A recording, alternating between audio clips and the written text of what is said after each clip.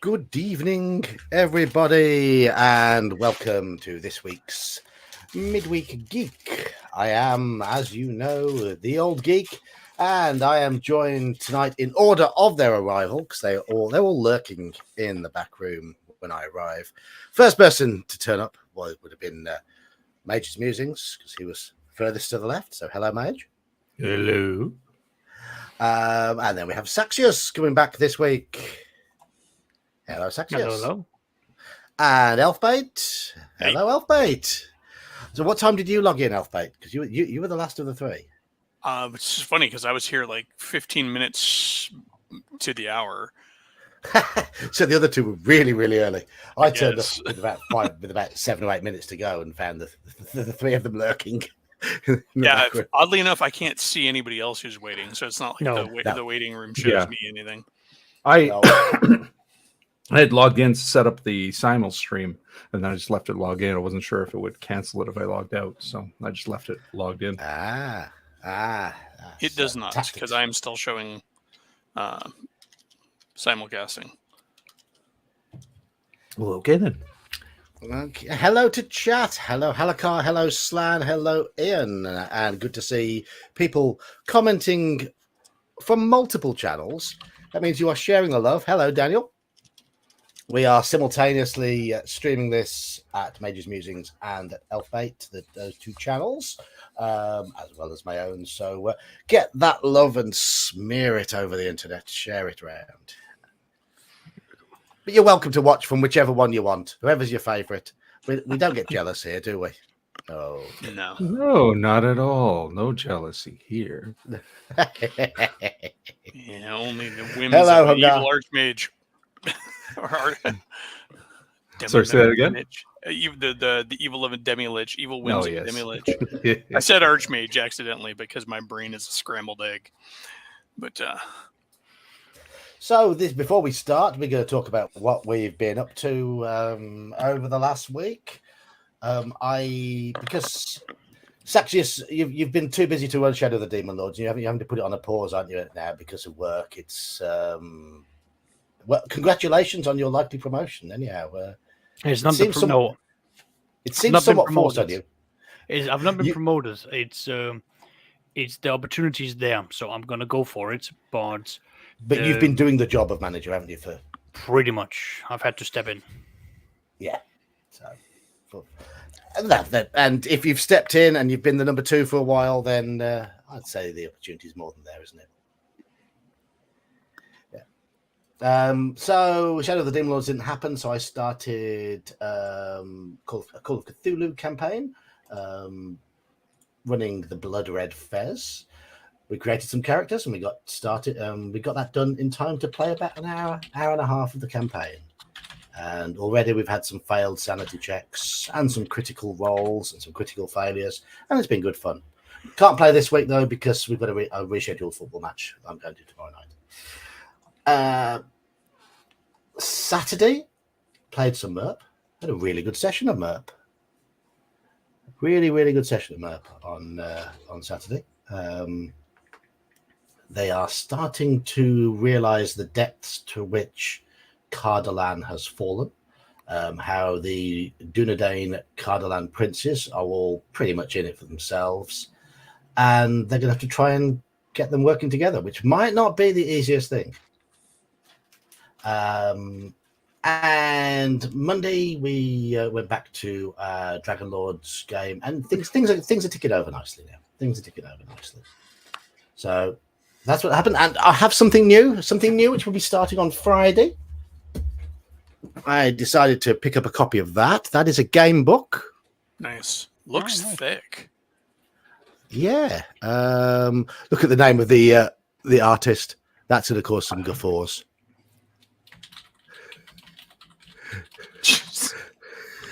It's going to cause some guffaws. So that it didn't end up being one of the Nicholson ones, then, did it? No, sadly not. But the art style is very, very similar. You say it looks thick? Yeah. Because I know that Nicholson did do their version of Beowulf, their game book for Beowulf. Yeah, I was tempted by that. But that's a conversion of the vampire story.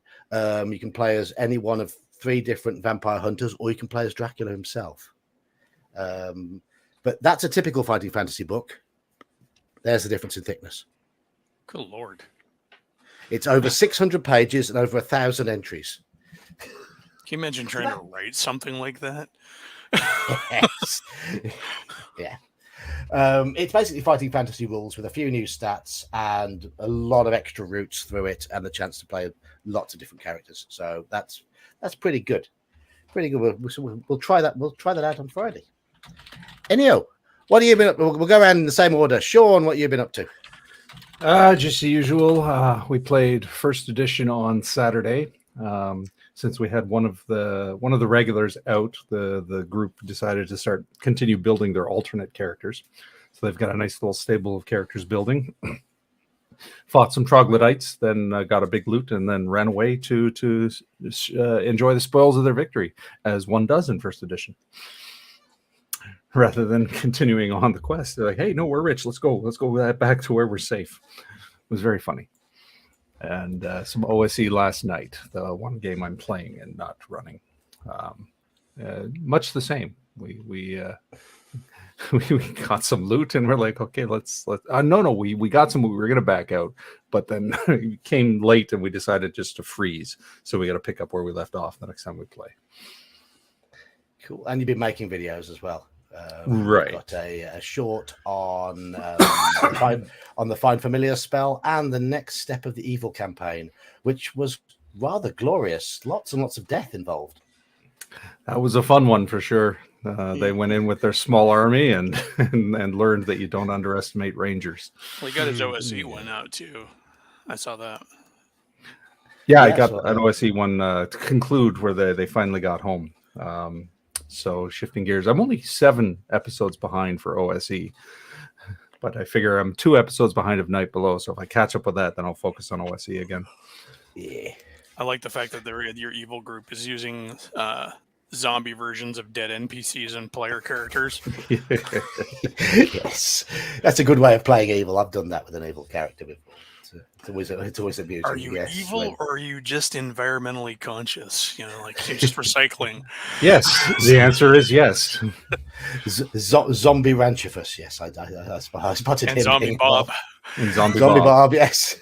Well, what's funny is Bob was killed by a bear, and Zombie Bob was killed by a werebear. Well, you have to level up the bearness to take out the zombie version. Because D&D zombies are pretty hefty compared to like your typical flesh eater. Sorry, D&D which? D&D zombies. Yeah, well, they're 2 hit dice, average 9 to 10 hit points, so you get a couple of them, and they form a nice little. They can take a couple of blows. They do a good solid D8 damage, and they don't run away. They're just a bit slow. Just to say hello to everyone else who's joined us. Sorry to hear you're back in the hospital, Hungar. That's shitty as always. It's your second home, unfortunately. Hello, Mike. We've got Justin here. We've got Bear. Hello, Bear. Hello, Echo. And that's everybody's chimed in so far. Saxis, you haven't done much gaming recently, have you? Hello, Michael. I mean, I've done over the weekends. That's the main ones that I've been doing. Yeah. So my Saturday group has finally, after dragging their heels and with me, well, unbeknownst to them, more or less lining up for losing my patience and having every single enemy NPC jump them in their home. They finally went on and have set up the stage for the grand showdown between the armies of the Bullywugs, who have shown up in about 100 or so numbers. About a warband of Kuotoas have shown up, and they've emptied out their magical chambers, so they've come decked to the nines for this fight. And a warband of Drow have also showed up, so they're about to witness the epic clash between evil versus evil versus evil, and just see how that plays out. The map I made for it is littered with both visible and invisible tokens. So I'm going to have a joy of basically turning around to the players and saying, right, you now roll for them. Because you just want to watch, well, I'm going to keep you active. Oh, And Beeve, you're new. Hello, Beeve. You've been watching our videos and doing so silently by the looks of things. I don't remember you commenting before, but welcome to the stream. and yeah, outside that, I got to play in a one shot where we were playing in Warhammer 40,000 as the Imperial Guard, and I got to be the sergeant. And I think I was the only survivor at the end of the entire thing. Basically, fantasy, combat, soldiers. Yeah, like it's brutal. So I got to play in that, and we witnessed a lot of deaths and dismemberment, and lot like the casualties was just insane with how we went through that. So that was fun. Good game. Well, you always want a bit of death and dismemberment. Yes. I managed a bit of that. Only it was to an NPC in the Blood Red Fairs. Started off in a pretty gory fashion, just to set the tone. And Elfbait, what have you been up to? The only gaming I've gotten into really recently has been in Saxius's Sunday game. Of course, you're playing in that. Yeah, where we had our first session. We arrived at the fort. We met the staff that runs the fort. A pretty strapping older gent of a half elf runs the fort, and then we were given our barracks and did some kind of back and forth role play between our characters to try and get to know each other. It was pretty cool, actually. We found out a little bit about what our first little adventure hook was. There's a local lighthouse that's been taken over by some traders from the fort who have been working with some pirates. And we went there, and then we got sidetracked by a bunch of ghouls fighting mermen. That was a weird encounter, but it was cool. I'm like, were the mermen just like sunning themselves on the beach like merfolk are wont to do, and the ghouls are like looking at them from the woods and just charged in, or what? But either way, we ended up fighting in the surf with the ghouls, and that was fun. I was hoping for a moment there you were going to say that these strange fishmen emerged from the sea while you were in the lighthouse. And then I'd have known that Saxius had been getting inspiration from Call of Cthulhu's The Lightless Beacon, which takes place in a lighthouse.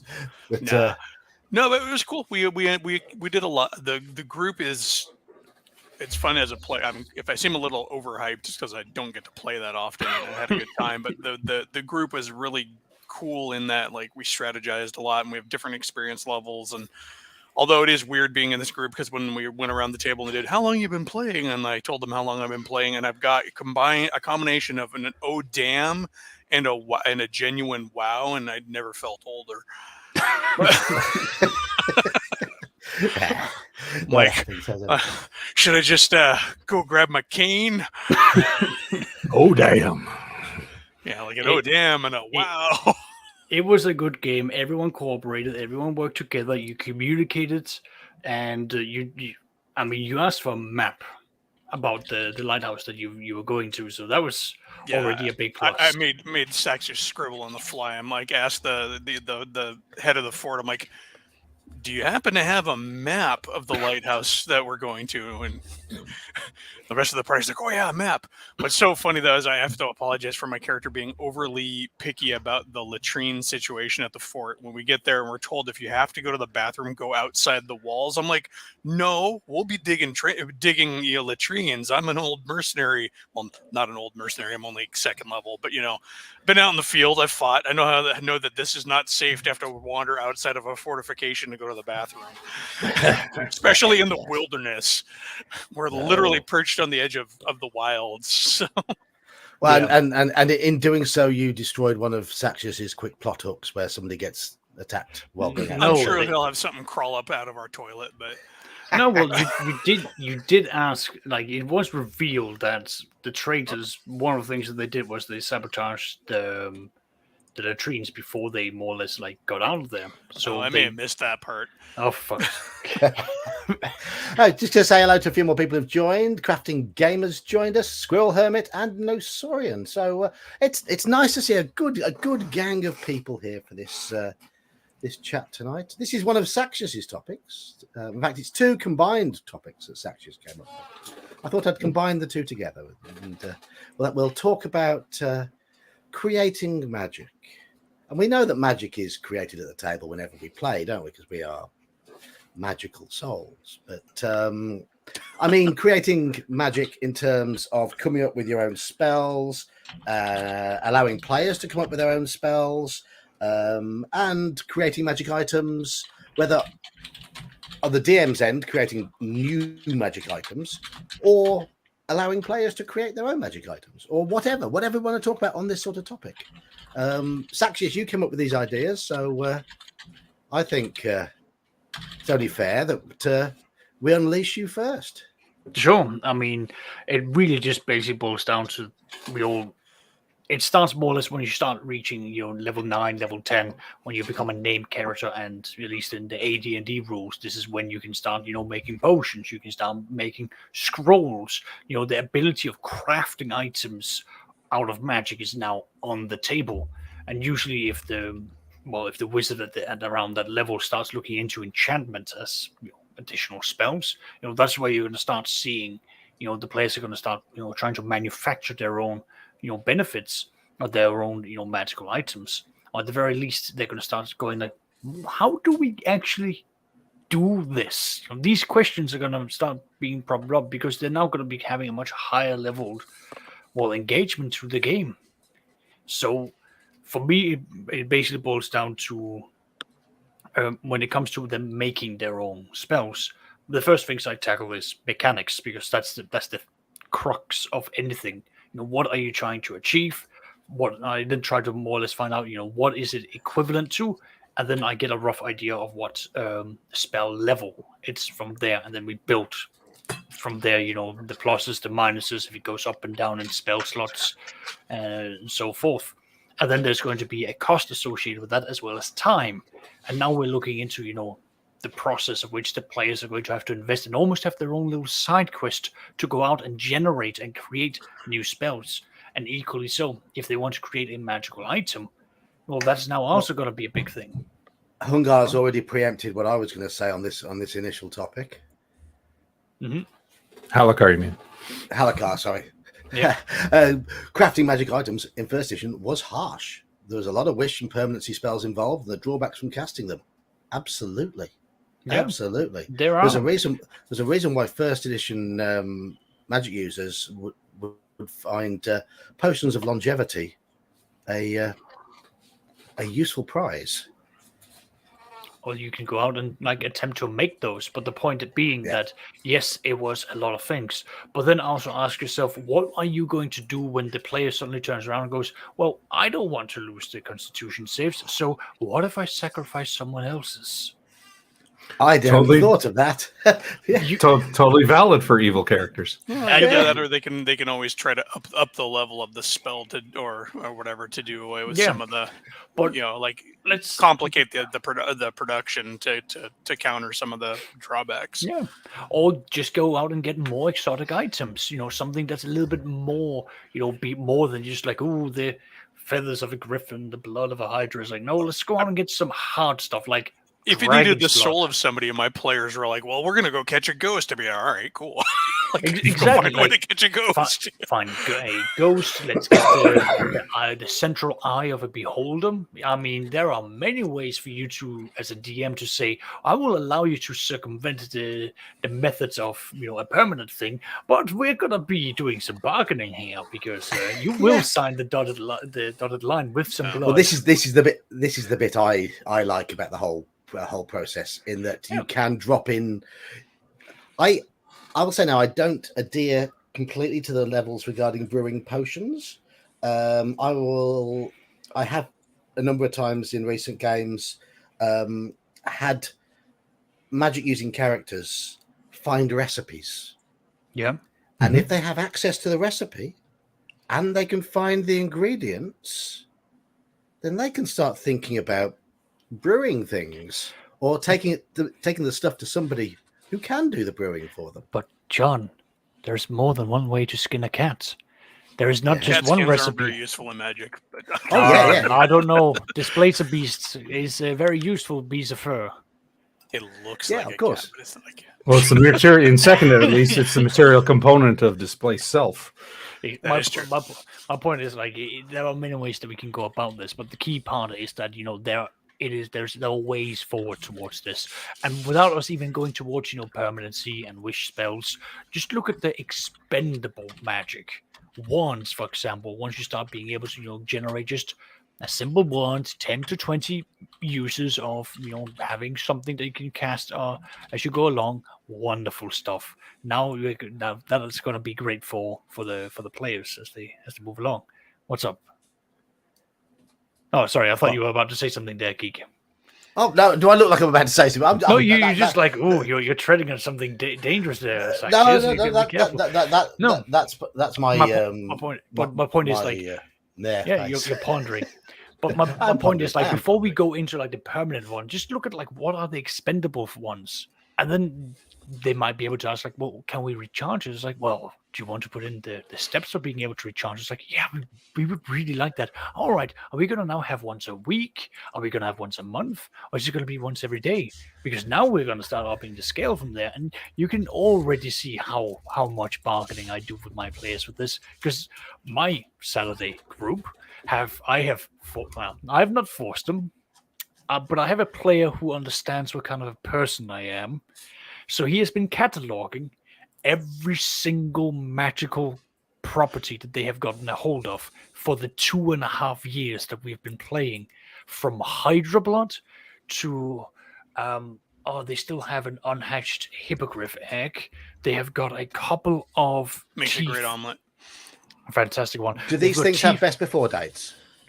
Well, yeah, they do, but that's we'll get to that later. But we also have the teeth of a silver dragon, or the skeleton of a skeleton teeth of a silver dragon that they got a hold of, and a couple of other things that they've whisked away. Feathers from a rock as well as his blood. So they've got a number of rather exotic things whisked away for them to use, and these are the sort of things that they then have to expend when it comes to them generating magical items. But this is sort of like where I came from when it comes to this topic, making magical items, making new spells. Because at this point, once you hit level 9, level 10, the players might turn around and say like, well, I really want a spell in my book for the latest level that I have. But rather than, let's say, having to go a level and learn it, or going out adventuring, why not just research it? Why not just create it? Why not take something else and go like, well, I like the idea of a fireball, and I don't want to just change the aesthetic of making it into an ice ball. Why can't I just do X, Y, and Z and change the property of an existing spell, and then it goes up and down in the spell slot that it requires? I mean, I'm going to ask one question now, though. So, have any of you here played a mage and made a new spell with that mage? And if so, how did you go about it? How did you approach your DM? But it's been a while. So Only the once. I had it laid out. This was like 20 years ago. Somebody else was DMing. I had the spell laid out, and then the character died, so I never got to make it. But the DM had approved it. I mean, I was playing mine. Go on, Saxius. You dive in. I was following through the process of a game where the mage, not me, but like another player, basically went through and they wanted to do teleport without error. However, they wanted to basically create platforms that they could then build around the world, so that they could basically gate or pop around pre-designated locations, as long as they circles. Basically teleport circles, yeah. But they wanted that to become a concrete spell, and they then wanted to be able to then know that they could create that using X amount of components, X amount of value, so that they could then teleport around to certain areas. And then it became a big discussion of like, well, what if someone puts a barrel in that area? Are you then going to have system shock, or die from having half of your feet inside the barrel? How is this going to work? And then, yeah. My necromancer. I made a cantrip. It's a 5th edition character, so it was a cantrip. It was something that could be pretty much freely cast, and he was a bit of an asshole, to be honest. Low charisma, thought too much of himself, talked over people, considered himself to be the boss of the group, and just generally sort of put his nose in desirable. And so I created, his name was Ferdinand, and I created this the cantrip Ferdinand's frustrating filibuster. And all it would do is when somebody was talking and trying to persuade, influence somebody in any way, he would start talking over the top of them, and it would give them disadvantage on any skill checks they would make when trying to influence people, because he'd had this cranky old nerdy magic user going, well, actually, over them all the time. And would you need a spell for that one? Just wouldn't a low charisma suffice? Well, it was giving other people. It was giving other people disadvantage. So that was the idea. And the DM was just like, that just so fits your character. You can have that. you can do that. It's because it was just thematically it fitted everything that he was like. So yeah, I haven't made one myself within memory. Not a spell. I know my wife in our game wanted to make continual use versions of one of the runic abilities of her Rune Knight character in 5th edition. And so that was a pretty easy one. I just kind of defaulted to some of the standard item creation rules that are in 5th edition, and it worked out really well. It's not overpowering. It's still like a one charge a day kind of a use, but now she doesn't have to refresh it every morning. So, because inevitably it was like she'd get up in the morning, all right, you get a rune, you get a rune, you get a rune. And so as she's been traveling, she's been crafting these runes during downtime and stuff, and they're just, it's a cloud rune. It effectively allows you to once every day you can transfer a hit on one creature to another creature. So it saved their life so many times. Like, oh, you're about ready to get smashed by the 5d8 damage from the whatever cloud rune. Well, crap. And who are you going to redirect it onto? Himself. It's like, that's quite powerful. Then that's quite a powerful spell. So clearly, for 5e, that would be a cantrip. No, it's not. No. But it's actually, I hadn't. You have to know your group, because for me, I had really no big problem making that something she could make, because they're horrible at remembering their magic items, and I don't remind them very often. Like, my wife has for the longest time had this sword that allows her to do mirror image and a blink, and she never uses it. Say Hyrax, with the existence of counterspell as a 3rd level spell, I had to make it a lot less powerful. So it couldn't disrupt other spellcasters if it was just going to be a cantrip. It would only be when somebody was giving a speech and trying to influence people, or when there was persuasion going on, we would believe there might be deception going on, or something like that. Just to make advantage disadvantage mechanics are really good for low level magic items, even though they're technically a pretty high bonus. I think what the math comes down to like a +5 bonus for advantage. Yeah, it's more or less a +5, yeah. But still, it's an easy one. Saxius Nosorian is in there. Yes, he's playing in the OSE games this Saturday, so he's on the Discord. All right. What I was going to say, then the other thing I didn't recharging. Now, try as I might, I could never find any real definitive rules in 1st edition regarding recharging. I always assumed that you would have to cast a spell into the item to give it charges, and that's the way we played it. But of course, during downtime, you'd imagine your character could be casting lots of spells into it on a daily basis. Well, that's why you give them a limit. Yeah, my understanding Yes. was it was almost the same process of recreating the item, only you didn't need the core materials anymore. But it was still the length of time. You couldn't just cast a spell to recharge it. Right. You would have to go through the months long process Yeah. to recharge it. They didn't really spell that out very clearly, did they? Though in the rules, I think that's one of the things they, at least in early editions, they really wanted to leave up to the DM to fill in his campaign. It's like, because that could also be a quest, you know. Like, I mean, this wand can only be recharged if it's bathed in the waters of blah blah blah, and you're like, all right, well, I guess we gotta go find the waters of blah blah blah, and Just don't use up the wand getting there. exactly. I mean, my players have got a rod of lightning bolt, and the recharging for that is that it has to be hit by a lightning strike during a storm. And I've already rolled out the yeah, exactly, and then that they now have to wait for a storm to come around for them to then either get a cleric or someone else to then get a Druid. lightning bolt, or druids, or someone else to basically get the rod to be hit by lightning. Piss off a blue dragon. No, all that. I mean, that's or Bahir. Go just touch the wand to a Bahir, and then make your Good save. luck.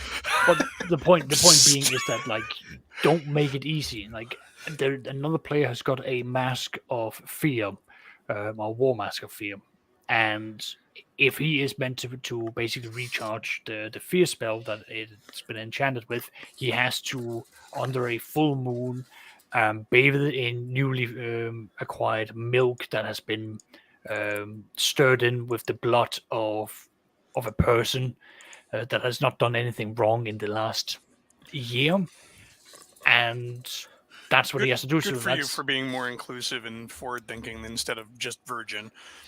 No, haven't done anything wrong in the last few years. Yeah, like, it's just like, you've got to find someone who's not been a law-breaking citizen for like at least a year, and then like they go get their blood, pour it in here, dip it in there, and then leave it to be bathed in that throughout the night. I'm just trying to make out Halakar's picture here. He's skydiving there or something, Halakar. No, it's like a rappel, maybe. Bungee jumping. That looks bungee jumping to me. Because he's got. He's got military gear on, so. I think Halakar's idea is quite a good one, actually. Little stuff like less. One thing I really, looks like an Australian rappel. a bit of 5th edition bashing for me now, in that I really can't. I don't like the way all their items recharge with 1d3 charges or whatever after each long rest at dawn or whatever. I'd much rather have a limit of charges on the device, and when done, they are done. But unless they can get it recharged. But 5e is also built upon the premise of it is going to be high magic, ergo they're going to be recharging it like it's lithium batteries. And it's also predicated on not inconveniencing your players. So yeah, exactly. But again, like it all depends on like what you say. At the very forefront. This is now going to have limits. This is not going to have limits. You will find the balance as and when. But that's just the core bit that they made. It was one of the first house rules I made was to get rid of that and to bring in ones that had 15 charges. When done, they're done. That sort of thing. Yeah. And again, like, that's still a valuable magical item that a group can go out and make. And I don't think something like that should be a overly complicated item to make. You need something worthwhile to, like, if it's a wand, worthwhile piece of wood. I think it depends what it does. I mean, as Halakar says, like a wand of light or wand of magic. Exactly. Like if you're making the wand of summoning red dragons, then it should be really tricky. Okay. Right. Come on. I am dealing with. Yes, you are right. By technicality, I'm dealing with pedants. Yes, we are pedants. Have you ever met a gamer? Apparently, a gamer. Any gamer? No. We're definitely wibbly wobbly on this train track, but yes, it's kind of a Thomas the Tank Engine kind of effect. It is. But the point is, like, the lower level spells that you would have for like things like Wand of Light, even like hell, I would love the concept of like you've got a wand of dancing light, so you just summon out a bunch of glowing balls, and then you can basically have those like fly around and be your guide. Those are really, that's a useful spell. It's a useful thing you can have as a group. I can see uses of that, and I don't see that being a particularly challenging thing for a level 9 or level 10 wizard for generating. Like, yeah, it might be taking a couple of weeks, maybe a month or two, with a little bit of like exotic things, but at that stage I would be expecting the group to have at least some exotic items. Yeah. But again, I'm maybe having too high standards for some players. I like to pepper my campaigns with a lot of low level, almost folk magic too. Stuff that can be made just gathering the right ingredients. It's got dark in chat. They've got dark. This is the sort of thing you'd have for a Cthulhu campaign. But I think it's good to be pretty flexible on magic items in their creation in games, because I mean the game setting, even in AD&D, there's lots of magic items around. There's a reason why there's the joke that there's a factory plugging out +1 swords. I mean, when it comes to even things like that, like I like to bring in my personal house rule, which is not all magical items are created. Not that someone sat down and like imbued it with magic. I often like that if a player starts at level 1 and plays throughout my campaign all the way up until level 5 or level 6 with the exact same weapon, I will automatically bump that up to being a magical item, as in they will immediately get a +1 status. And for that character, for that weapon, there will be a unique quality given to it, because that item now is becoming a part of their legend. And at level 5 and level 6, you are looking at local heroes, local legends. Ergo, that's how I go about it. And that's why I have more or less gone down the route of there is a story behind every magical item. There are very few that are actually produced. The ones who are produced for purpose. And those purposes are usually for specific people, for specific tasks, very niche things. And that's how you then come across like picklocks, who are very great because you can, what's it called? A thief is able to basically whistle and they will appear in their hands. They can be left a mile away from where they were, and they can whistle them into their hands, so they can go into anywhere, simply whistle, and they will appear in their hands, so that they can basically do a easy entry for anything without having to worry about hiding them on their body. Yeah, there's a good example, even like one of the Critical Role streams, not to necessarily invoke the ire of everybody, but the one character just wanted daggers that would return after throwing them, and so like he's got a couple of daggers that he can throw that come back to him. Is it gonna break the game? No. It saves him carrying a bandolier with 10 of them around his waist. Not to mention it's those little things as a DM that you can do to like help a player feel super special and cool, and not really give them too much. It's like back when I used to run 2nd edition. You're much too kind. And I would have like the lineage chart that it was lineage is like more not like in the current sense, but it was just a D100 chart of things that made you stick out from the bog standard rules as written. One of the options was a family heirloom, which could be a +1 weapon. Yeah, your first level and you're setting out with a +1 sword. You are not gonna break the game. But now the player has that background and that feel of, hey man, I got the sword, and that character held on to that +1 sword forever because it was a family heirloom. He may have side holstered it, but but he's not going to just get rid of it. Exactly. You mentioned that the plethora of +1 weapons is so ridiculous. You think there's churning them out, but I mean, I think that's easily justified by the fact that we haven't talked about clerics also have the ability to create magic items. And I always imagined it that those weapons were actually churned out en masse by all the various priesthoods who would arm their soldiers and their zealots. I mean, they're not just relics here. There's obviously a mix, but see, the thing is, with a cart of +1 swords. It's a holy relic. if you're looking strictly by the book, a magic user creating a magic item has to permanency it, and there's a 1 in 20 chance they'll lose a con point. So over time, that's not a feasible long-term thing. Whereas clerics don't have that problem. They have to go through the expense of making the item, but then they have to place it on the altar to have the god imbue it with the abilities. So you figure there's going to be more alignment then. It potentially can, yeah, more powerful items, but just the mundane stuff, the mundane magic would have been imbued by the god to give to their warriors for their holy crusades. Yeah. And also, that justifies. You can have, I mean, it could simply be a hammer that was made in dwarven forges, and therefore it's got +1 to its abilities. It might not necessarily have to be magical, but it can just be a really good quality item. You don't have to always frame it as magical. I did like that in third edition. Well, I think it came in through some of the second edition and even some of the Dragon magazines. But the idea of master-crafted weapons were great ways to justify +1 blades without magic. Without magic. Yeah, I completely agree to that. And I'm having recently read up on the second edition Drow. I mean, that's what they effectively run around with. They're lowly soldiers. And most of their weapons are +1 to attack and to damage because it's made out of adamantine.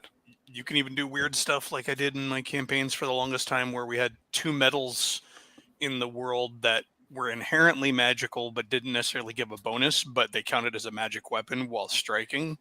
So we had Elven Steel, which all Elven Steel in my campaign setting was forged over magical fire because elves, right? Mm-hmm. And then there was harm undead. Yeah, or werewolves and stuff like that too.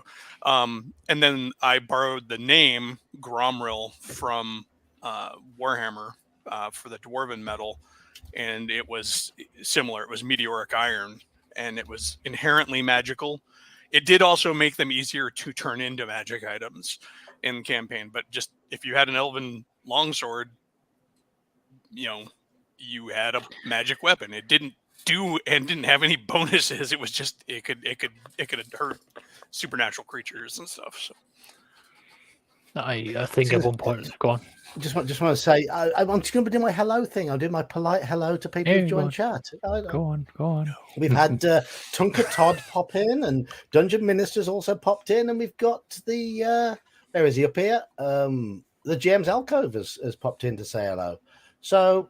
Hello, all these fine people. Anyway, keep going. I just like to be polite to people who join in. Yes, of course.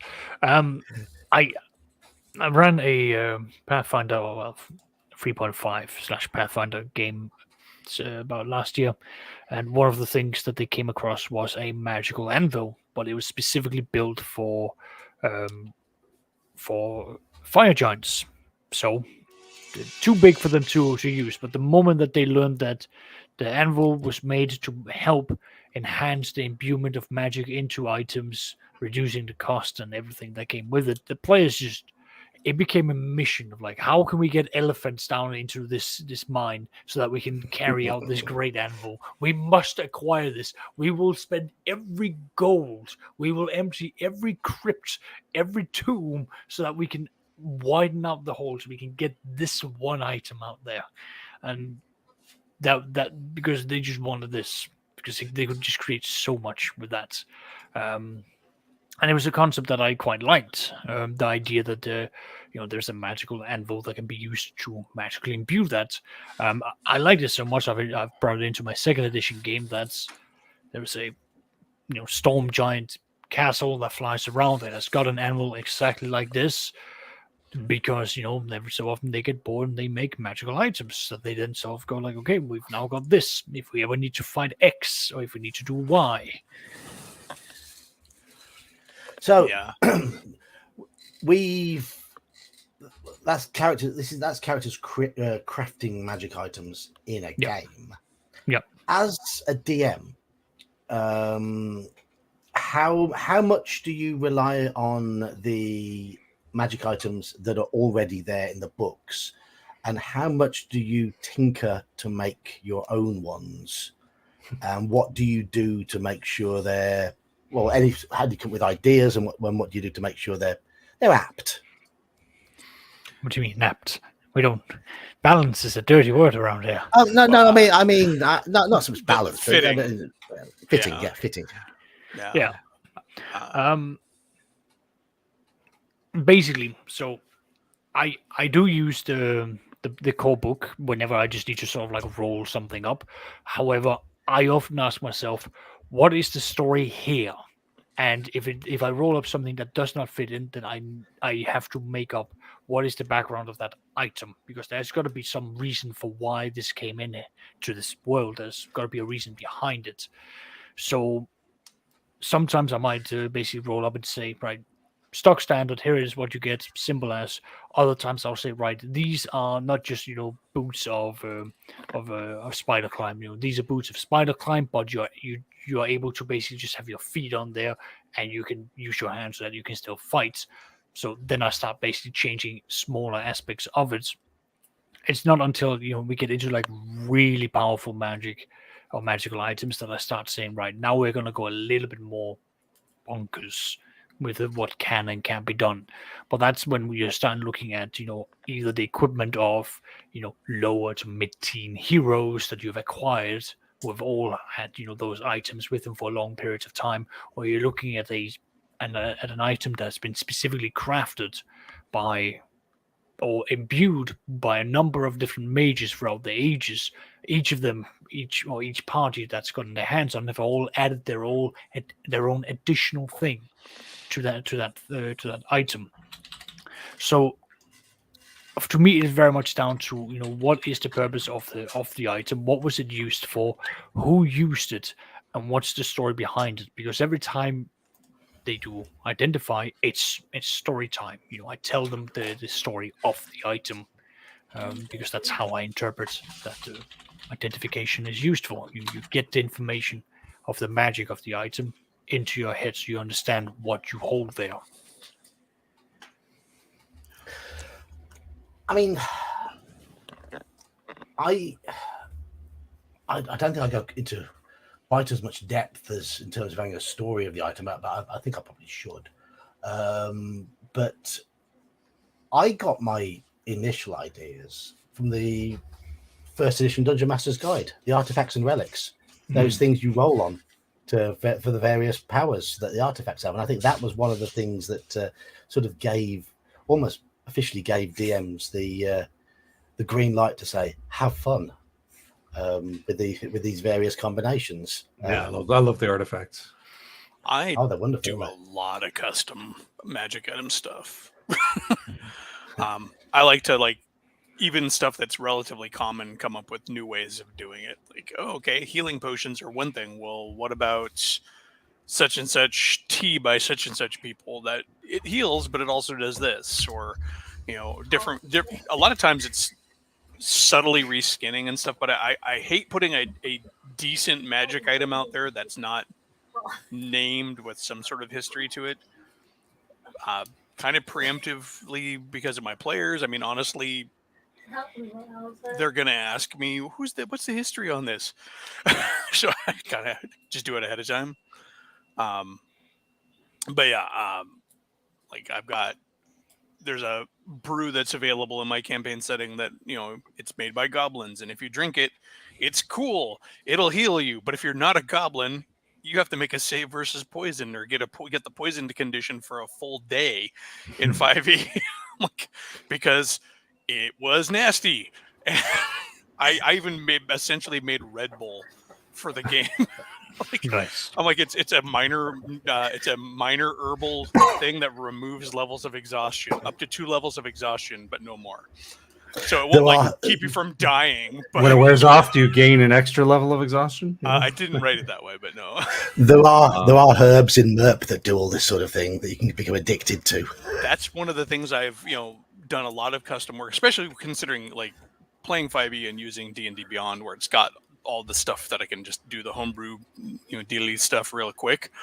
I have a big list of fungus and plants and things like that are just things that the players can find, that they can do one. There's a blossom that if you find it, you can use it quickly in a concoction to get a speak with dead.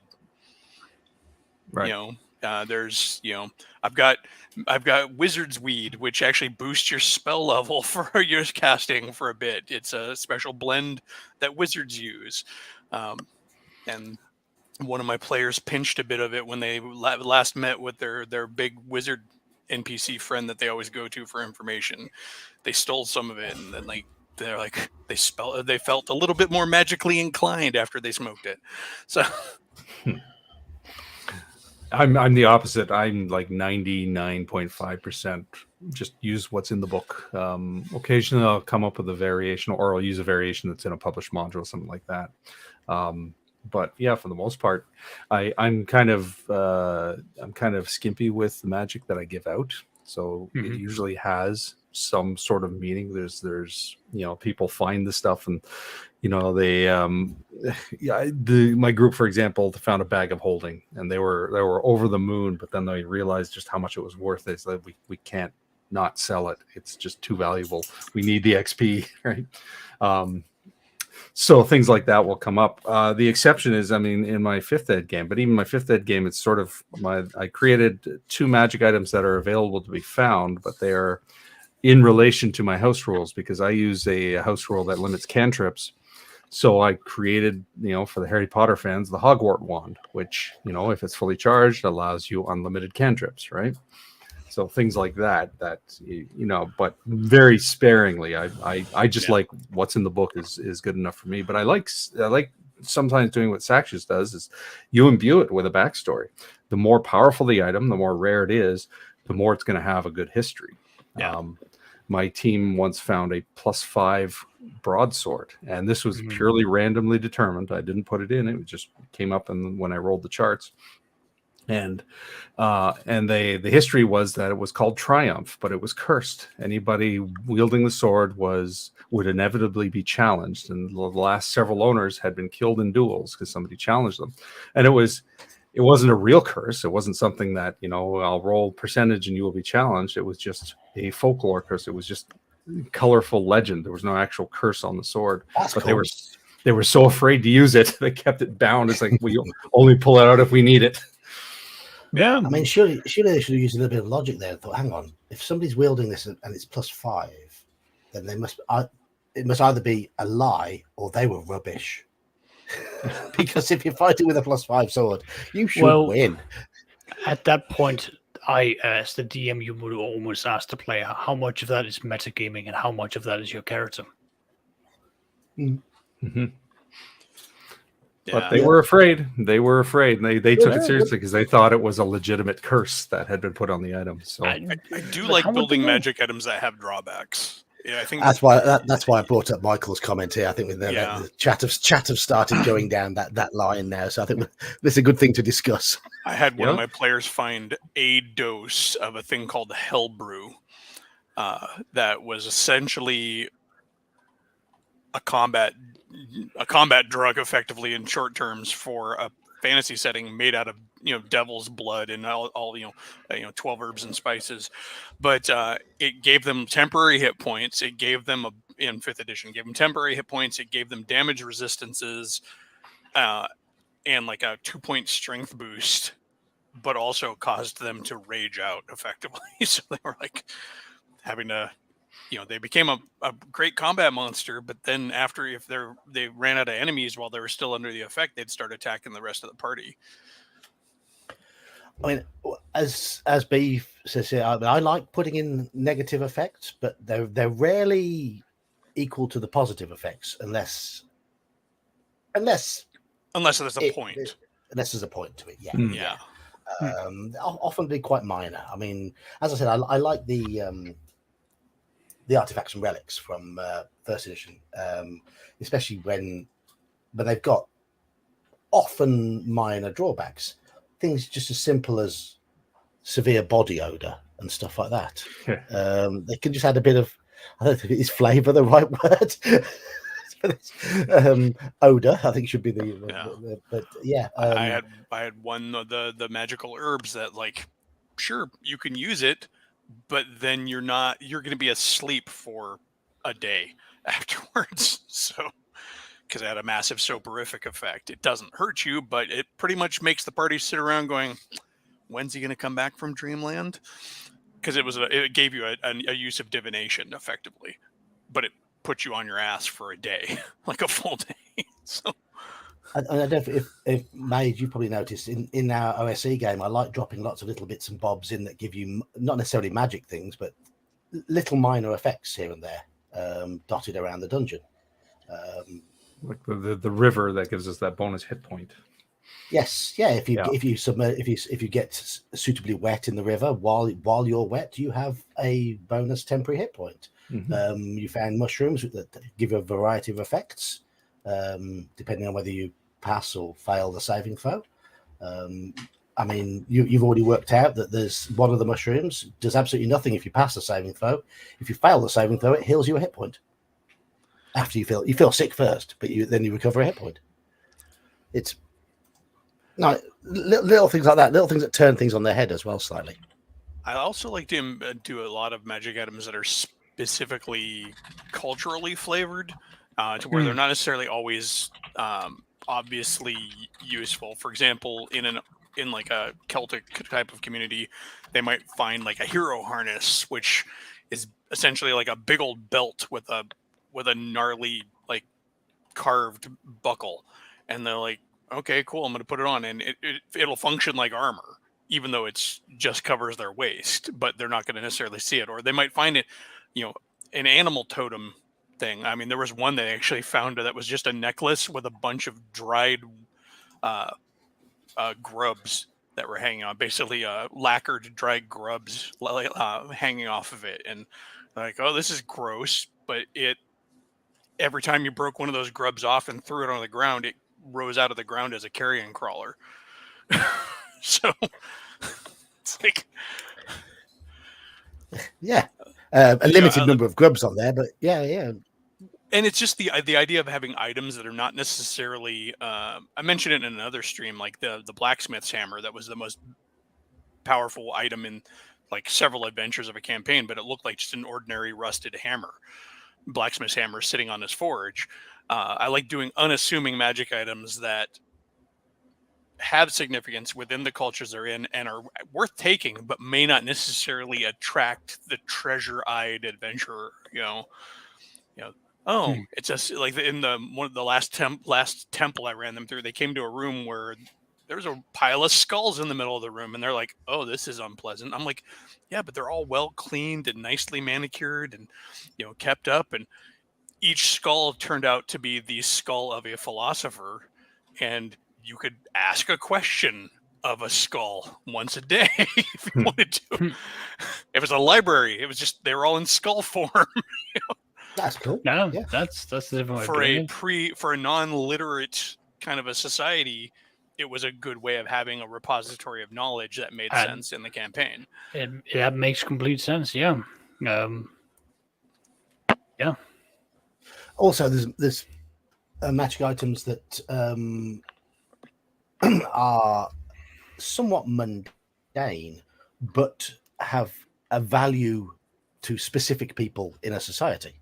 I mean, adventurers might not be particularly interested in an ever-burning piece of coal that's at the perfect temperature to bake perfect bread, but the baker in town will certainly pay them handsomely for it. Yeah, 5e has a good mix of those now. They have like the spoon of stirring. It's just they have a cape of like glorious blowing or something. Like it's basically a cape of billowing. It's always billowing in the wind, even if it's not windy. It's like so you can stand there and look all fancy. I mean, I know there was another player that told me about that they got their hands on a candle where you would just flick your finger and then bam, it's lit, and then flick your finger again and it's off, and it would never burn out as a candle. And it's like that's perfect for wizards. You can, because it's always the whole thing of like you're going to be reading into the night. Well, now you've got basically a nightstand or a piece of light, so you can always have that. We had liar's cheese in my campaign. Cheese, but if you ate it, you could only tell the truth for an hour. Yeah. I like the idea of for Halakar here making healing potions become addictive. Yeah, I mean, there are many ways you can I go could about say it. maybe see doing that with some healing potions, or if you're doing a dark fantasy type of campaign, it would be fitting. Definitely. I mean, there's also the whole like, oh, what if you start chucking multiple potions in? Well, now you're going to get open that wonderful table of multiple potions of Yes, multiple and effects. potion miscibility. Yeah, Exactly. I hope you can survive an internal explosion. And the whole question is like, oh, but what if I take 2 healing potions at the same time? It's like, well, one after the other to heal up. It's like, well, are they 2 different potions? If so, let's get the chart out. Because who said that they were made by the same methods? Well, the one thing I do like about to kind of mention Mage's response to Halakar here, I did like that the lowest rung of healing potion in 5e, which isn't as potent in 5e as say like a regular healing potion would be say in AD&D, is just an herbal mix. It's not even magical. You can make it with an herbalist skill. That kind of makes sense. And I have those things like they're available in almost every village. Yeah, that because makes sense. you're going to have a healer. That certainly does. I just thought I'd bring up Halakar's comment here. In this, The Yogg-stone. It never seems to be more than 30, but Let's see. 30 must be the Pulling up limit. D&D Beyond now. Where's my homebrew tab? Yeah. Isn't there another spell in 2nd edition where like the cleric can basically force an entire crowd to listen to whatever it is he's orating about, and then for the next hour or so they have to talk about whatever subject he just brought up? Enthrall, right? I think that's the one. Is Yeah, that I the think one? so. Okay. It's Or a it might great- be water cooler talk. That's, I guess, a good name for it too. That's a good name, yeah. Has anybody? Here's one that I've done a couple times. But do you ever do magic items that are like overly specific? Yeah. Yeah, sometimes. Because I did a skull based one that it was only effective against the basically the race of the skull that it was taken from. And it had a fear effect. Basically, you could chuck it at him and it would cause fear, kind of like a fear grenade. But and I was inspired by the Tathlum, the Celtic, brain balls that they called them, where they would basically make them out of the gray matter of their enemy and then chuck them at them to curse them.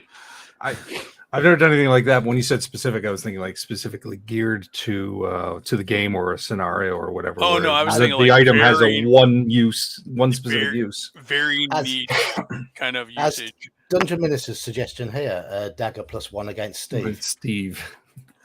God damn it, Steve.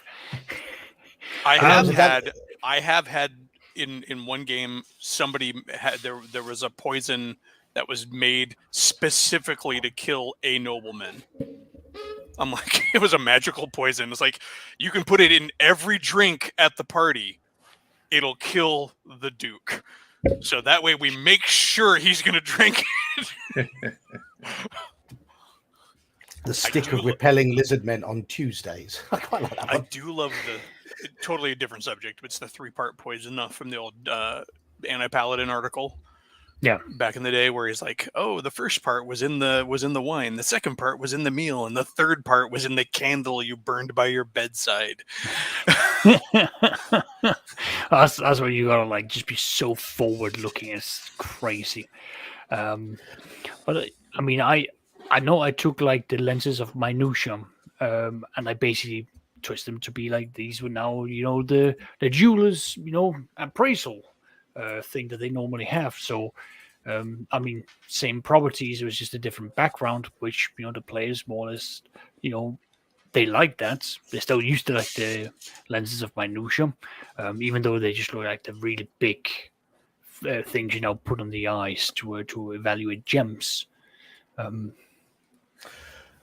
as Gene's comment here, usually look through spells to find odd effects to add to items. Yeah, I like to do that sort of thing, and that it's really the easiest way to make an item.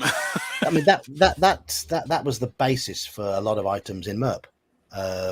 You had like spell items that could replicate the effect of a specific spell however many times per day, and some of those spells could be very minor, very specific, and It's pretty much the classic application of potions in D&D. Yes, yeah, exactly. Pick a spell. I mean, there's no potion of fireball, but I guess there could be. They did have the necklace of fireballs. So. There is a potion of dragon's breath. Yeah, but potion of fireball, what is it going to do? Turn you into the fireball? I mean, there are players out there who will just chuck that immediately, like, I am the fireball. Yeah, I mentioned it. The potion of fireball that turns you into the fireball is called chili. Yeah. I mentioned it on the Discord before we came in here, but one of the spells I created as a DM for my campaign, I just created it and I put it in my homebrew stuff on D&D Beyond, and I've got the homebrew activated for character generation because I have some homebrew class options, but I forgot that shows everything homebrew to my players, and so one of my players picked up this custom spell that I had made off of the list, and I just let him keep it. It's funny. I named it after a Metallica song, not because it's Metallica themed, but it's called Lightning Ride, and effectively it's kind of like a Misty Step sort of a spell, but you transform yourself into a bolt of electricity and then move to a point 30 feet that you can see, and you do damage to any creature in the intervening line between you and the point you go to. However, if you hit something that's non-conductive, you stop immediately and take damage. But he's used that in the middle of fights. He's also used it to hurt his own character a couple of times because he forgets. Or you hit that monster that is immune to electricity. It's essentially a javelin of lightning with some sort of minor teleportation ability. Yeah, except for it's a spell. It works exactly. It was based on the Misty Step spell from 5th edition, which is just a short little turn into mist, go to 30 feet away. Except for instead of turning into mist, I had it turn into lightning. And I also, because it did damage along the way, I upped the level of the spell from Misty Step too. But it's funny. Misty Step is that spell I see included in so many role-playing game horror stories, though. It seems to be one that people like to try to abuse. Oh, yeah. Every way. Yeah, because they always forget that the part of the spell is like that you can see. Mm-hmm. Like the target has to be someplace. I want to turn a Misty Step into the other room. Okay, you hit the wall. Yep. Yeah, so people do subtly forget those little clarifiers. I do have to say it made me smile though the first time I saw a player actually using a spell I created in game. So no. But although when he first used it, I realized I had an error in the description of the spell that made it overkill. I'm like, all right, dude, I've got to tell you, I'm going to republish it as the corrected version because the one you're using is broken. So, Mage, you prefer using spells pretty much from the book? Spells and magic items, more or less, unless I have a reason to create something new. And even when it comes to expanded materials like Unearthed Arcana or the spell compendiums, I treat them as sort of pre-approved if somebody wants to study them, but they're not available by default. If a player wants to create their own, then I'll go through the usual process. I'll look it over, but it so rarely comes up. But then I run deadly games. Most players don't make it to even where they can scribe their scrolls, let alone create new spells, or afford a lab to create new spells. You can technically do it at level 1, but Halakar's on fire tonight. Halakar's on fire. Yeah, I've already mentioned in other streams the Feather of Heinous Tickling, which was the most overlooked magic item in my campaign. Everybody's like, well, I guess I get the gold feather. Okay, well. Yes, I mean, the ugly, been hit with the ugly stick was the put down from university. But by AD&D terms, though, if your charisma goes low enough, it works as positive with orcs. So you could just be upping your charisma with orcs and stuff, right? And you could have a revulsion effect on humans, can't you? On good aligned races. Yeah. So it could be positive. I want to go into politics in the orcish community, so start beating me with the ugly stick. I mean, beauty beer. Oh dear. Now we have to invent the beer goggles, right? Exactly. Yeah. Beauty beer goggles, the ugly stick. Oh, So it's all just going into shenanigans. But it's Magic still items are so fun. I can't stop making them. I've got like umpty billion pages of them. yeah. Well, I do brew a potion of dispel fatigue for my players every time we play, otherwise known as coffee. I found my old AD&D campaign notebook the other day, and I have like 5 pages of nothing but magic cosmetics that I wrote up back in the day, and not like in the goofy Avon fashion sense, but like things that made sense culturally. Like, you might go to some Middle Eastern or Egyptian themed setting where they've got like the kohl around their eyes and it does X, or perfumes and and body oils and stuff like that that are potion like but aren't chug a lug. They're like kind of like you have a lot of the filters and stuff along the potion list where it's your applications as opposed to things you would necessarily drink or whatever. But yeah, I found this like 3-4 pages of these things. We just come up with spell side effects for beer. Yeah, Mirror pretty image much. and blur. And of course, there was the cantrip trip that was in Arcana. I think it's important to remember that the tradition of players creating spells and DMs creating magic items and spells to throw into their campaign is as old as the game. I mean, Melf's Acid Arrow is Gygax's kid wanting a different spell effect, or Melf's minute meteors and stuff like that. Mordenkainen's. Yeah. Mordenkainen or Mordenkainen. Yeah, I mean, part of that I have to imagine is because back then there were so few spells that they're kind of coming up. We should have a spell for this, or I want to do a thing. What about retheming or reskinning spells? Do you guys do that? Like, mechanically, if it's the exact same, then sure you change the fireball from fire to acid to frost. We had a druid in the last game I played in before yours. Just the last opportunity I had to play in, where she was this creepy gothy druid type character, and her healing spell was all these tiny spiders came up and crawled over you and started spinning a web over your wound and then closed it up. And so every time you got healed by her, you had to deal with being covered with spiders. Yeah, see, that's just flavor though. That doesn't affect the game. But it was it was really cool. I told you about the one spell I created for my character. It was basically a reskinned Burning Hands.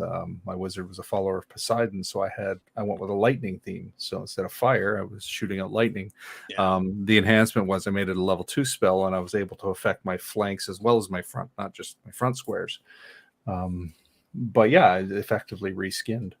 I don't mind that. Players want to suggest that, and go for it. If you're not changing anything mechanically, then yeah, by all means. If you want to be an ice mage and you're going to go with fireball, but it's cold, it's like some sort of ice blast instead of fire, and your magic missiles are little ice bolts, and using some 5th edition spells. If you're going to do the Arms of Hadar, whatever spell, is like, okay, well, cool. Then you have like maybe a bunch of ice comes up and grips people or whatever. It doesn't matter. Entangle. Mm-hmm. They're caught in a sheet of ice. It's that thing you always see in the cartoons where the ice ray goes out there and their feet are caught in the ice. Feet are stuck. Yeah, exactly. Just watch He-Man cartoons. You'll get plenty of ideas. I am known for spouting out very bad puns mid game sometimes, so I changed vicious mockery to vicious puns, and the psychic damage from being hit with all the puns. I think vicious mockery was likely a spell created by gamers because of their experience as gamers, because we're always like that.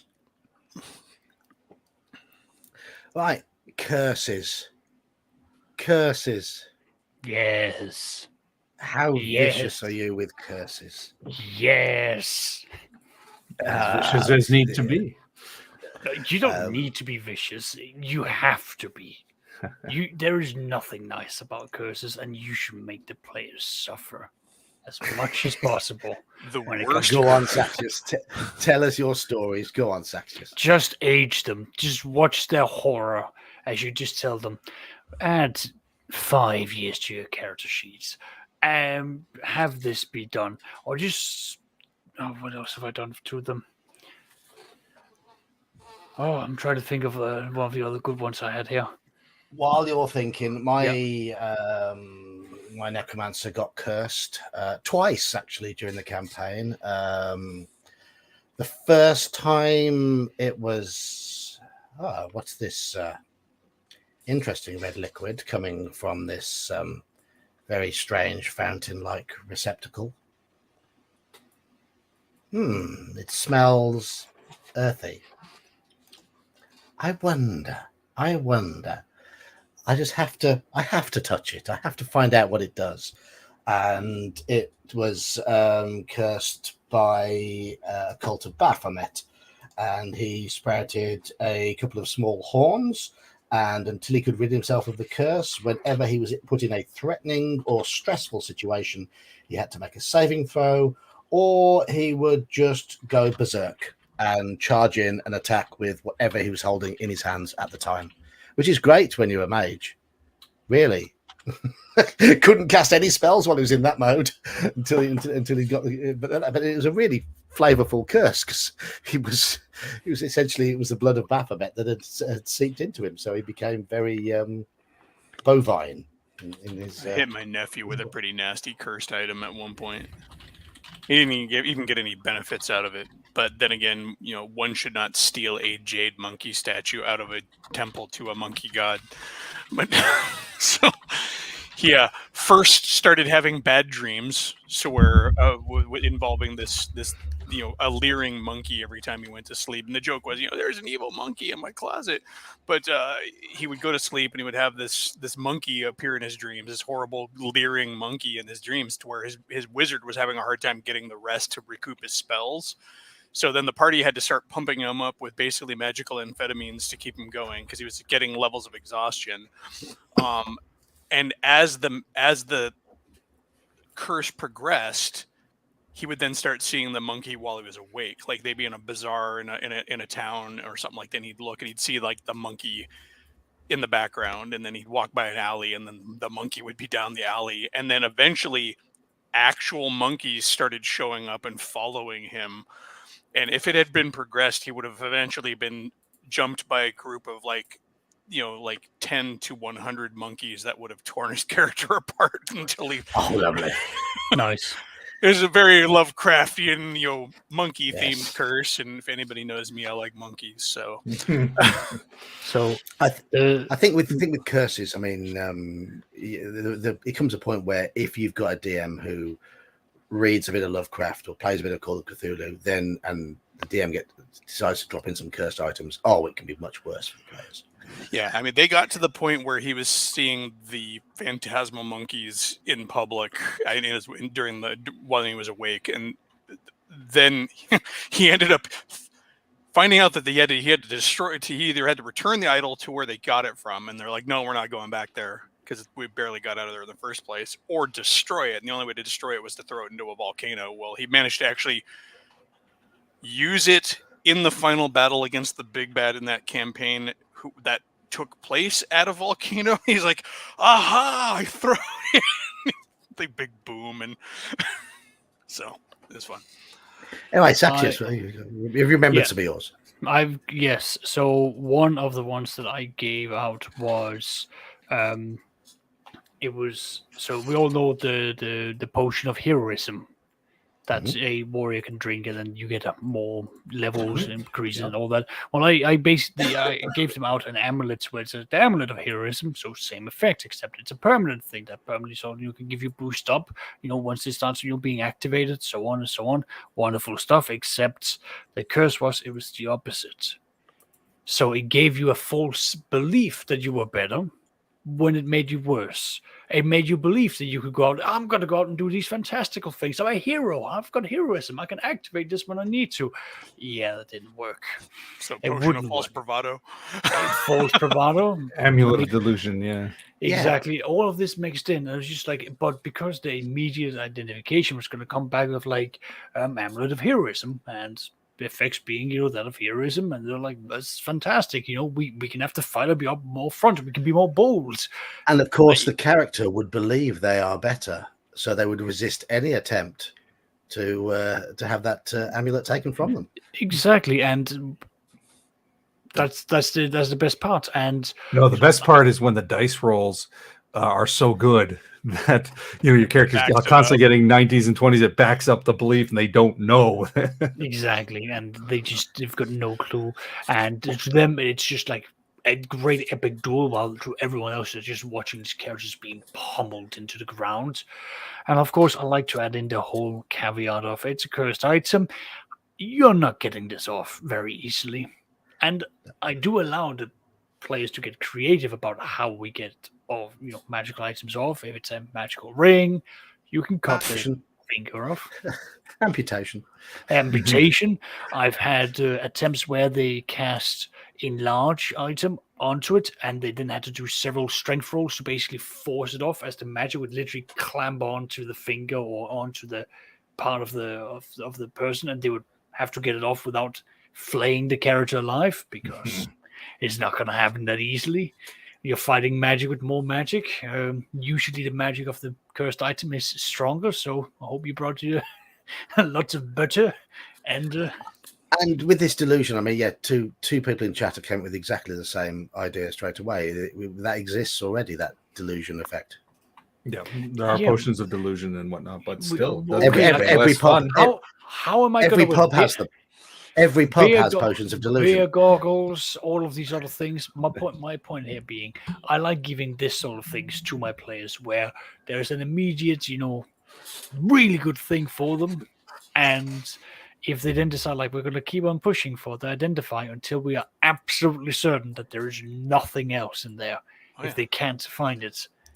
We're going to play a very simple. We're going to play a very simple game now. I want you to work out what my favorite magic item, cursed magic item in existence is. I'm not familiar enough with the published ones off by memory. Yes, you are. Yes, you are. Okay. That's. I'm gonna have to say what I'm drawing a blank.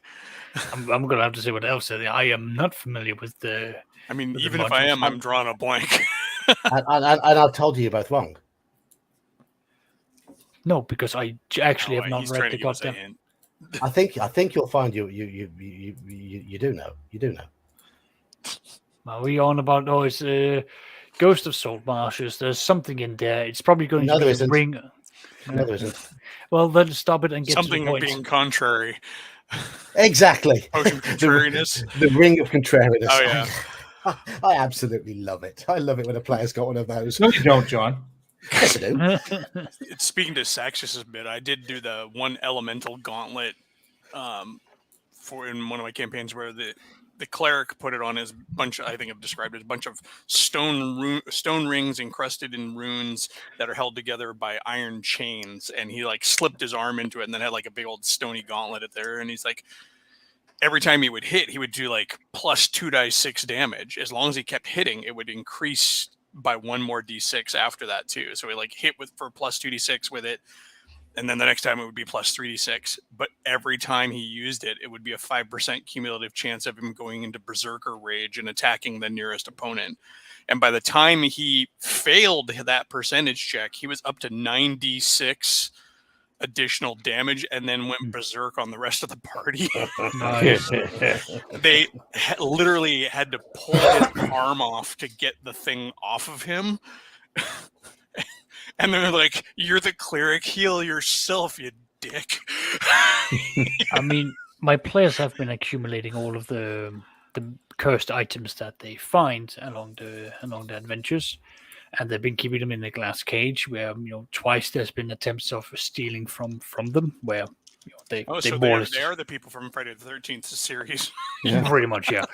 But they've got some interesting ones of just like, here's a sword, it's a +2 for normal, plus 5 if you fight against these monsters, but you go berserk, and when you're finished with the battle, you go so crazy you run into the woods and you basically become a hermit there. Because I remember I got that specifically because I was reading Pendragon, the system, and one of the side effects of your character invoking their passions is that if they fail their passions, they become so passionate that they strip out of their armor and run to the nearest woods.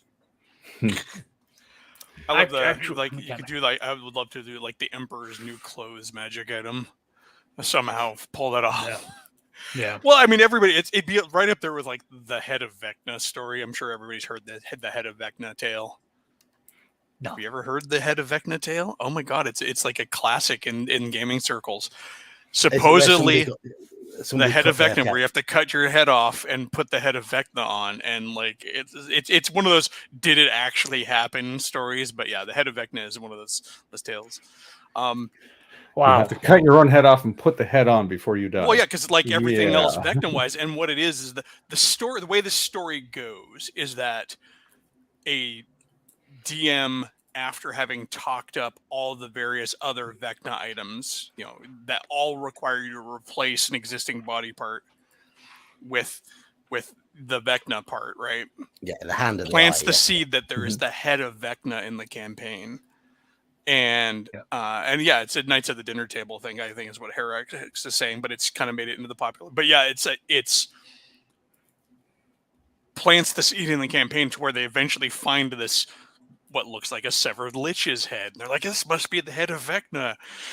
Here, cut my head off and put it on right at the last minute. Right. I got to pass on that, thank you.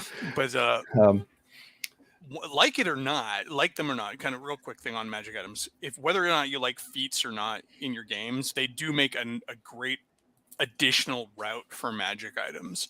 Magic items that give a feat instead of a spell effect are really useful too. I know for a monk in my game, he found these fist wrappings that were done up with all sorts of ancient characters, think like Chinese characters or whatever, and he like wrapped them on there, and it gave him the knowledge of the master that used to wear them. So he got a couple of extra feats that allowed him to be a better hand-to-hand combatant, because monks need that. It's funny that you say that, because I did in my real life game, my group did get a basic gauntlets from it was supposed to be like the gauntlets of a wrestling knight. So the person who wields or uses said gauntlets, they are now able to basically have grappling as a feat, so a much more improved version of grappling, so that they can actually go and take people on hand to hand. So that was a major thing. The group's just not decided that they're not going to use that, because none of them wants to get that close. Speaking of cursed items that are useful, I remember, wasn't me that made it, but another GM who did it. It basically had an item it was back in AD&D, so encumbrance was important. Its only deal was to increase your encumbrance. It was an incredibly ornate looking item, so it looked like it must be magical and important, and it had a magical dwemer, because of course it was magical, but it resisted like quick and easy like identifications and stuff, so it would require more advanced magic to figure out its secrets. And so the idea was that. I think one had that cursed lodestone. Maybe that's what it is, because I think our DM made it more tempting by making it seem like a magic item. But yeah, it's just, because you didn't want to get rid of it, because like, I got some sort of palantir and it's all gold and jewel encrusted and stuff. It's gonna be worth something, and you're like, God, I can't. It's so heavy. I'm a fan of withering curses. Oh yeah, and not ones that are easily removed with a remove curse, but one where there's a process. And I think you can, because I mean, you can make adventures out of it. The character's got to find the cure before it kills them. But also it grates at the players. The whining begins, and it's the kind of whining you can just enjoy, because hey, you're playing a game about fantasy and sorcery. Something like this is going to happen. Curses are a great way of pushing a plot hook, aren't they? And getting I don't think my players hated me more than after I read the article on curses in Dragon Magazine. I was all supercharged.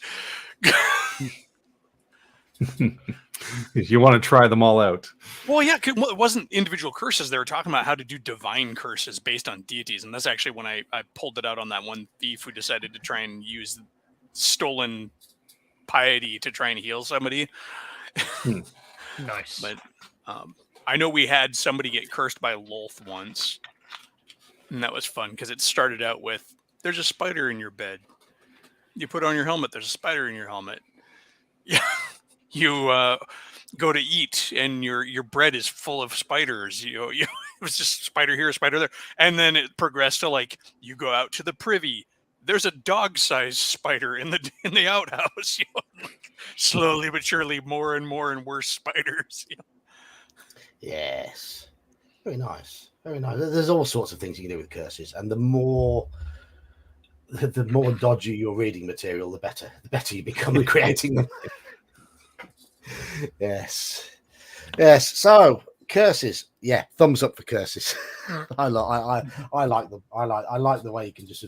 I mean, when it happened to my necromancer, he was absolutely driven to pursue any quest that might rid him of the 2 curses that he picked up, and he completely derailed the party's entire campaign because he was evil. He lied and cheated, and told the rest of the party that this was obvious. This is exactly where they all needed to go to find the whatever it was. It wasn't. It was just where he had to go to get the fresh beating heart of a black dragon that he'd been told he needed. So it was like right, we're going that way, and he just lied but it focused us, and that's the best for me. That's the best thing about curses. It really gives the players something to work on, especially if the curse is getting worse over time. It creates panic. So a favorite made up magic item in a published module. Because there's always made up magic items in published modules. Was often. Mm-hmm. The question is, can I think of a favorite? Yeah. It's not that I run a lot of modules. That's my thing. Everything's very much. It could be a campaign setting or something, an item that fair enough. An NPC has in a campaign setting. Think of anything?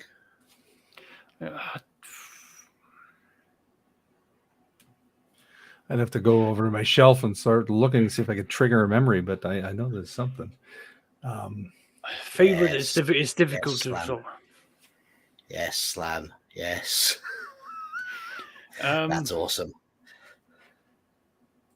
I mean, it is by definition a magical item, but in the Red Hand of Doom, players do get their hands on a phylactery that belongs to a lich. Now, not that the players can actually make use of it, but the fact that it lands within the player's hands, and once assuming that they do any form of research, just bare bones research for it, it often presents such an interesting conundrum for the players that I love watching, because you've got the players who are going to go, we have to destroy it, and the other players going, what if we bargain with them? And the other one's going, oh god, throw it away, or try to put it into a pocket dimension or anything to keep it from getting anywhere near the dead. In the holy events that the lich is actually already dead and just needs a nearby corpse to return to life. It's just one of those cases of it doesn't help the players, but it brings forward such a big plot event that the players now have to look at that little tiny item and they have to make a very big decision, because damaging it is going to inform the lich that something's happening, and if it's not dead, that's a very big problem. And it's the sort of thing of, again, you can really mess with the players' minds, especially with my real life group. They've played with me for about a year, so they're already in a very paranoid state with me sitting at the DM seat. So then when they get this, I expect them to just look at it and go, we don't want this, Oscar, please. I think Herax is right here for the classic old modules. And yeah, Michael's mentioned the lantern in the Lost Caverns of Sargekanth. It's an artifact. It's an extremely powerful artifact, and it gives massive scope for the extra quests to find the coloured prisms that give it its variety of powers. It's expensive to refuel, but it is so powerful. But when I put it in my campaign, when they did Sojkanth. They were sent on the quest by Big B, who wanted the items returning to him for safekeeping. So they weren't going to argue with that. Maybe in hindsight, I should have allowed them to have a little play with it, but I didn't because I'm nasty like that. Same for the weapons in White Plume Mountain. But that's the it's Dowd's Wondrous Lanthorn. Beautiful piece of artwork in the adventure as well for it. Essentially, it's a lantern which has a variety of you can put a variety of prisms in there to put out various types of light, and each of the light has a different effect. And I've got a fly bothering me. Do apologize. I'm trying to catch this fly that's flitting past, and I keep missing. So somebody's cursed you. Yes. Everard's annoying fly. Everard's annoying fly. Yes. So, a favorite magic item from? Oh, you don't do published adventures, do you? I read them. In fact, Sojkanth is one of my favorite modules published ever. It's actually one of the first ones I ever owned. A favorite item for any of these published adventures? One that always stands out, and it's published only in that it was in the pages of Dragon, is just because it's a great name with a fun adventure, and that's got to be the Sword Fed Fencer. It's like a plus 5 or 6 Holy Avenger that is kept in a fortress of Githyanki in the astral plane, and that's the adventure. You have to go to that fortress to get it. High level stuff, then. Yeah, well, it was fun. I think, of all of the other items, I really like the Robe of Useful Items. Published magic item, that is. From an adventure, I don't know. I can't remember anything that stands out from an adventure specifically. I ran the I don't know if you're familiar with the Wizards Challenge. It's a second ed sort of one-on-one module. Yeah, I know it exists. I'm familiar with it by name. I ran it as a proper module because I'm wacky that way. It's not a great item, but my group had it. I loved it. It was this little item there called the Staff of Proficiency. And very simply, it's a magical quarterstaff that gives proficiency in quarterstaff to anybody who wields it. So the wizard who didn't have any proficiency in quarterstaff, it was perfect because he could just pick it up and could use it. Counts as a magic item. And I didn't think anything of it. It was like, oh, it's an interesting little item, but they loved it. They're like, they're passing it around. Okay, it's magic. We can use it to affect magic creatures. Anybody can use it. We don't have to worry about not being proficient. Great concept for other low-level magic items too. Just items that give you the proficiency with them. And again, not a groundbreaking item. I can see this being the sort of thing you would find it like old ruins of where they would be training people. Yeah, exactly. Here's the sword. This is the standard staff issued by the Holy Order of whatever. That order failed because everyone of the traveling monks wanders with one. The history of the order is that they failed and died out because in their training they relied on magic weapons of proficiency rather than actually learning the skill. There was a duck rogue who kept hitting himself in the face with the quarterstaff, and so he went on a quest and found a wizard to create this one for him. Requires the incantation dodge, parry, thrust. The holy hand grenade there. Yeah, there's a seen that up here. That comment up here. Holy hand you gotta wonder how many times that thing's been written up for campaigns. I have D4 holy hand grenade dice. I do have to say, one item that was inspired by a movie that made it into rotation heavily with our group and then inspired other things was just dragon scale armor. Watching the Dragon Slayer movie and seeing him make that shield or the girl make the shield for him, out of the discarded scales. Every dragon that we fought was like, I'm gonna skin it and make a suit of armor out of it. I mean, I don't mind allowing that, but I also tell them that a smith capable of doing that. Is rare. It's it's possible, but you can't just hold the scale and expect to get all the bonuses. Yeah, no, I completely agree. So that's step one, but then step two is also the whole case of I come from the opinion of like, well, it's the equivalent of wearing the skin of just any enemy. You know, most monsters of that group are gonna think you're absolutely crazy. Oh, yeah, wearing a suit of dragon scale armor and then running into any kind of dragon kind would immediately inspire hatred. Exactly. Like, it doesn't matter what side of the spectrum, chromatic, metallic, they will all look at you and go, no. No. We, the apex predators, do not allow this. But I mean, I've always ruled that, especially if it has the tattoo of their best friend on it. You know, Vermithrax. I knew him in college. He was my roommate. Those sort of skin armors are, of course, incredibly desirable for any character classes that can't wear metal armor. Oh, yeah. Right. Yeah, a druid with the animal scale, Ankeg shell scale, like they had in the Baldur's Gate games, and Umber Hulk, dragon Titan armor. Yeah. Yeah. But you still require it's a special skill being able to forge it into a lasting armor. Yes. Yeah. What are you doing with that 3 Kreen, hollowing him out so he can wear him as a suit of ready-made armor? And you can just give it the stats of something like scale mail, but that's still 2 points better than a druid could normally get, and you probably get some sort of resistance in there as well. But if you had the splat book from 2E, you knew exactly what its armor class was because it was in there, or Dark Sun. But even it's not magical. I mean, I'm thinking first edition, but base scale mail has a movement rate cap of 6.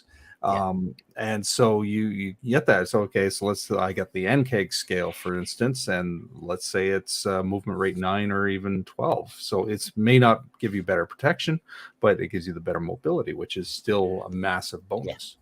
Or you can just magically enchant it to get rid of all these, limitations. It's like Elven Chain. It's that basically chainmail, but it wears like cloth. Yeah. Again, I don't see a reason. That was actually kind of the inspiration for Elven Steel, anyways. I was talking about it earlier. It's like Elven Chain is magical, sort of. Yeah. Well, there's many ways you can get around it. I mean, again, if we're going to go in for like the druid aspects, again, you can look at the various kind of insectoids, and you can just find the larger versions, and you can just fashion, anywhere from breastplates, full suits of armor. Like there are many. Hey, there's even historical versions of that. You got different tribes in various places wearing gator and crocodile skins and stuff. Yeah, I mean, again, scale and hide like that is tough. It's not something you just penetrate. With your just ask anybody who's had to try and shoot an alligator. Most bullets bounce off of them. I've never had to either, but I know plenty of people who live in the South where there are gators, and they're like, it can be difficult. I mean, there's a reason why they've been apex predators for millions of years. Yeah, they used to eat dinosaurs, so so that's what happened to the dinosaurs.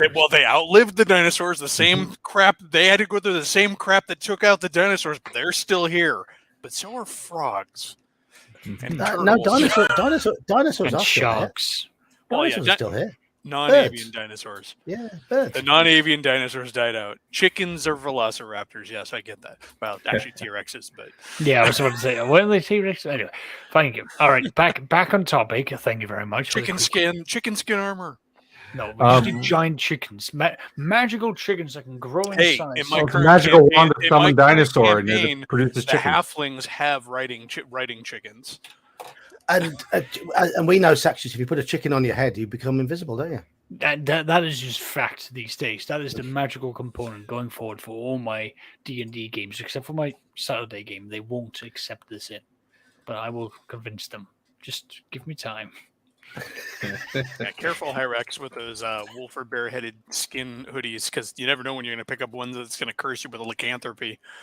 I mean, on a quick side note, because there are some of those old werewolf myths where like they would shed their skin and become human, and then they would put their skin back on to become a wolf.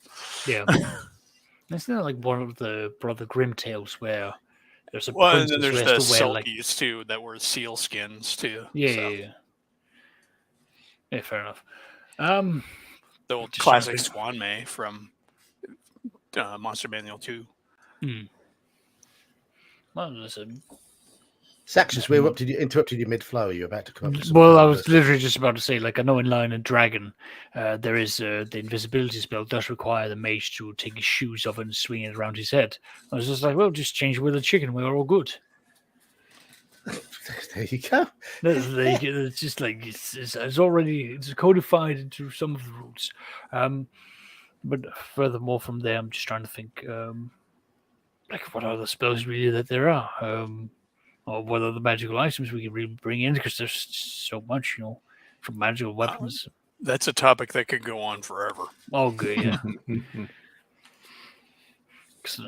Dead silence. Somebody cast a silence spell. Well, I think something you brought up in your recent video about Mage, about experience points for magic items. How did you do you play that by the book in terms of giving out magic, giving out XP for the magic item or XP for the items when they're sold? Yes, actually, in my first dead game, 100%. It's exactly by the book. The players, when they get back to their safe space, they choose whether they're going to sell the excess magic or they're going to keep it. In which case, they get either the XP for keeping it or selling it. Do they get the full value of the sale? If they do it right away, yes. I mean, in terms of, say for example, it says, this item is worth 10,000 gold pieces, and there's nobody about that can afford to spend 10,000 gold pieces on it. Well, I tie that in with the downtime. So, for example, I bank the time passage because I do the real time away from table equals time spent in game, and when it's not possible, I bank the time. So often when an adventure ends, there's several months of downtime. So I just assume they're spending that time finding a buyer. It's not like they can go to a shop; they have to send word. They find people, and so yeah, it's just part of the process. I don't make them roll for anything. If they choose to keep it and sell it later, then they'll have to go through a process. So it's just sort of part of the adventure end downtime. That's the bonus. They get the full value, and it's easy if they do it right away. If not, then they have to play it out, if that makes any sense to you. Because I mean, I didn't always give the full value, and they get the XP for whatever they.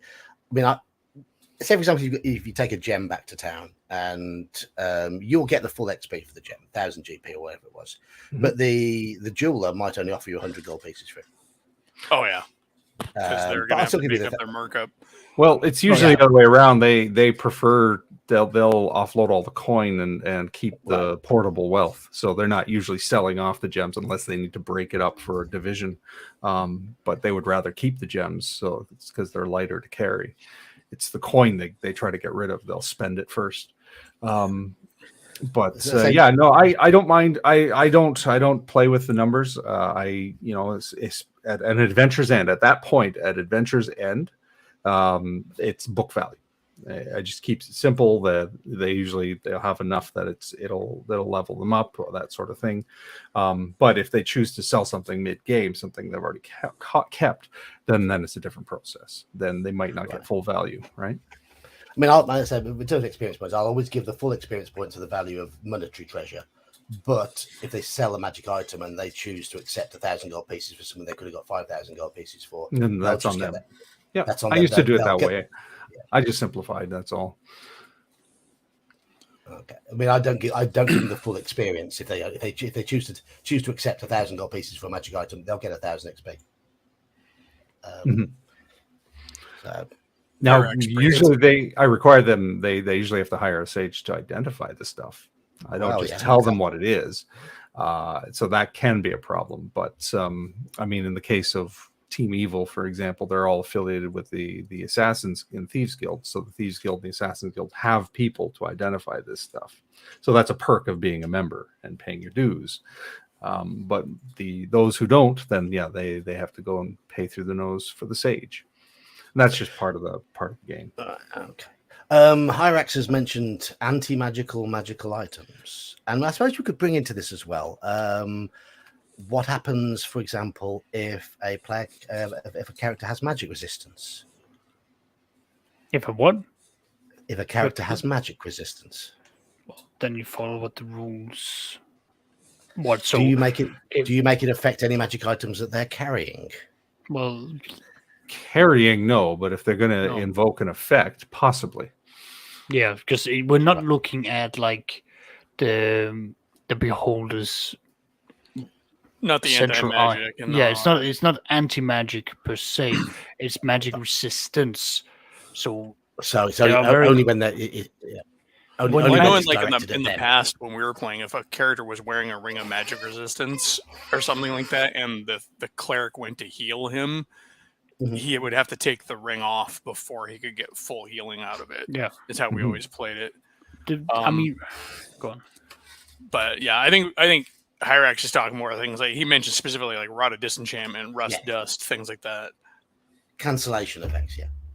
Yeah, but even then, like magic resistance, there are very specific rulings for how that works. So it's not that it's going to affect items; it's specifically the effects.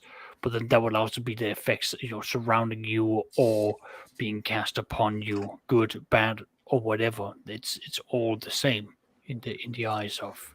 So, for Magic example, you slipped on a ring of invisibility and you had magic resistance. Would you rule that there was a 20% chance that the ring would fail? Now, I know Well- some people rule it where the magic resistance doesn't kick in unless you are opposed to it. Right. That's how some Well, people play it. I don't see why it should be allowed to. Like, I don't see why you shouldn't roll for that 20%, because it's not that magic resistance will be discriminating at any point. It's not as though you can actively, just say no, I Yeah. refuse to. Or You can elect to fail a saving throw. That's Mhm. possible in the rules. With magic resistance, I always thought, I agree, it's a constant value you have no control over. yeah, Yeah, it's an innate thing. I mean, it's one of those things that's kind of nebulous because I could see like, depending on the origin of the magic resistance, maybe. But the ring of magic resistance, for example, doesn't say anything about a command word or anything. It's just on. no, It's just on. I mean, But it's easily, as you say, I can just take it off. Exactly. I can see an argument maybe again, like we're going to use the drow here because they've got an innate magic resistance, so that's already a deeper part of them. I can see a reason where they might say, or where you can argue, fine, they can lower it for when they have to be healed or when they get given a splash spell and so on. But the chances of that happening to the male drow is so low to begin with that I don't see those spells being cast upon them. With innate magic resistances, there's so many ways to interpret that too. I mean, Yeah. for like something like a drow or an elf or whatever, or a fairy, it could just be interpreted as awareness of or knowledge of magic. Yeah. Where it's not necessarily that they're more resistant specifically. So you could argue that they could lower their defenses if they wanted to. That's at least the argument I have from the specifically those races' perspective. At the very least, that's my interpretation for them. It's a little off topic, but I'm curious how you would rule this. So you were just talking about the drow. Okay, so the drow have the ability to cast darkness. Yeah. All right.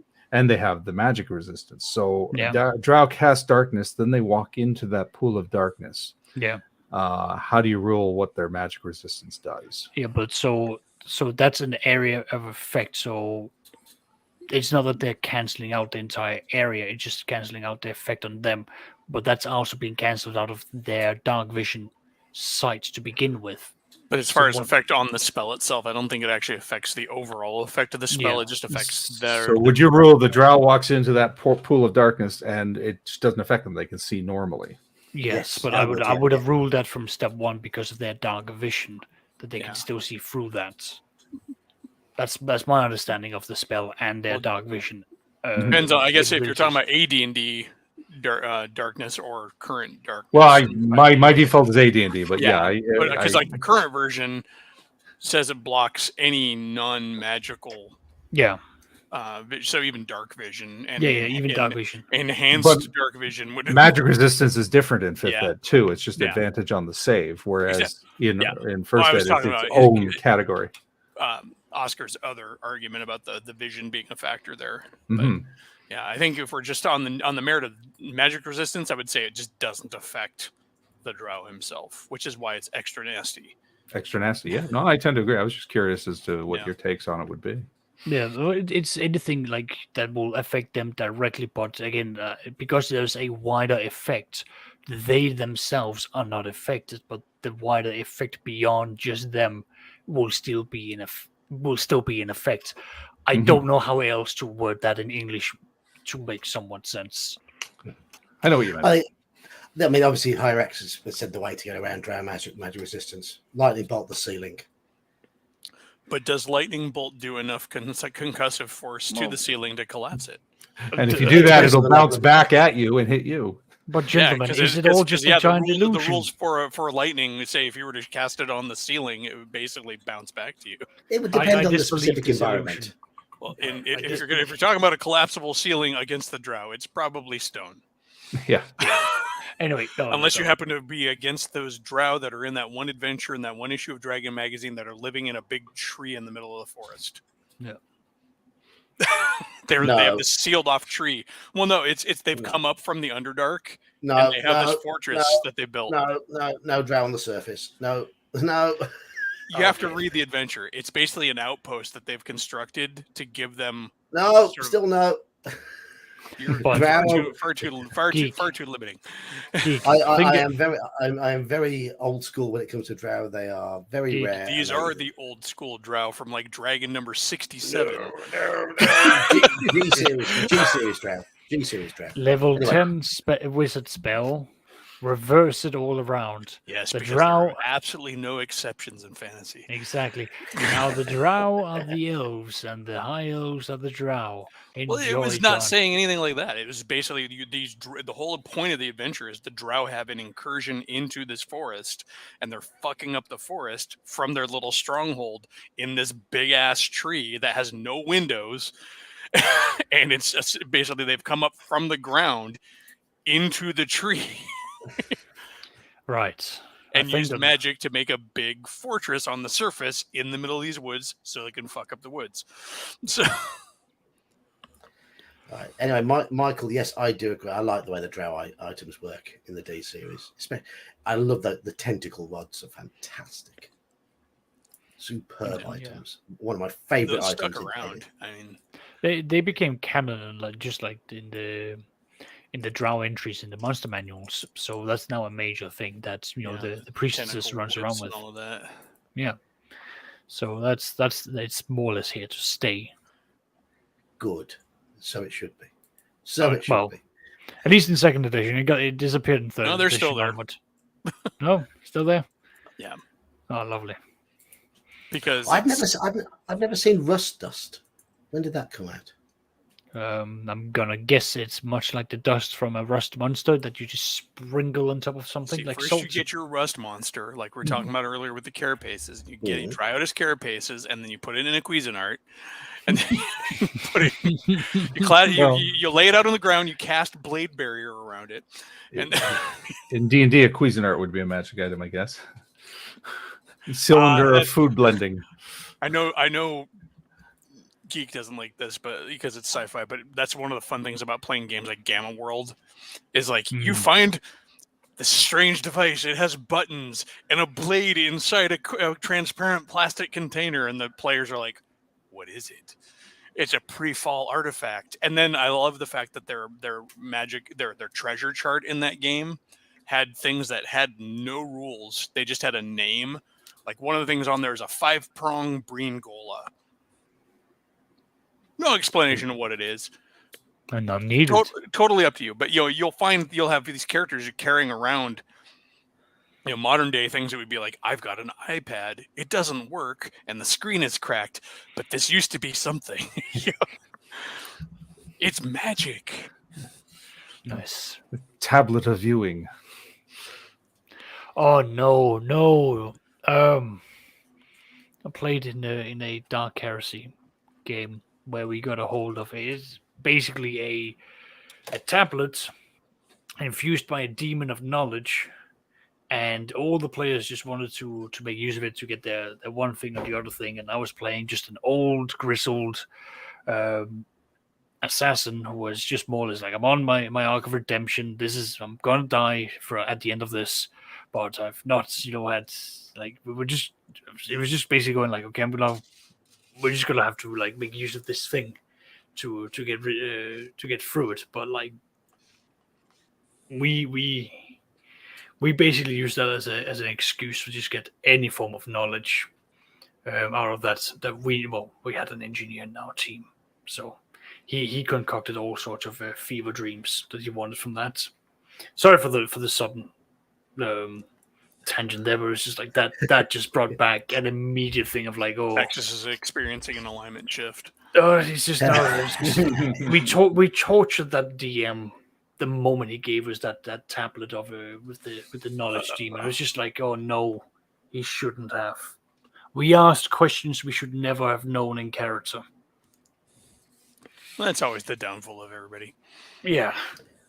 One thing I liked about earlier editions of the game that doesn't feature nearly as much in more modern editions are character class specific magic items. And it really, I think it really helped the magic users stand out because they had such a much wider array of magic items that they could use compared to all the other classes. If you didn't have a magic user in your party, then a load of these items are just completely redundant.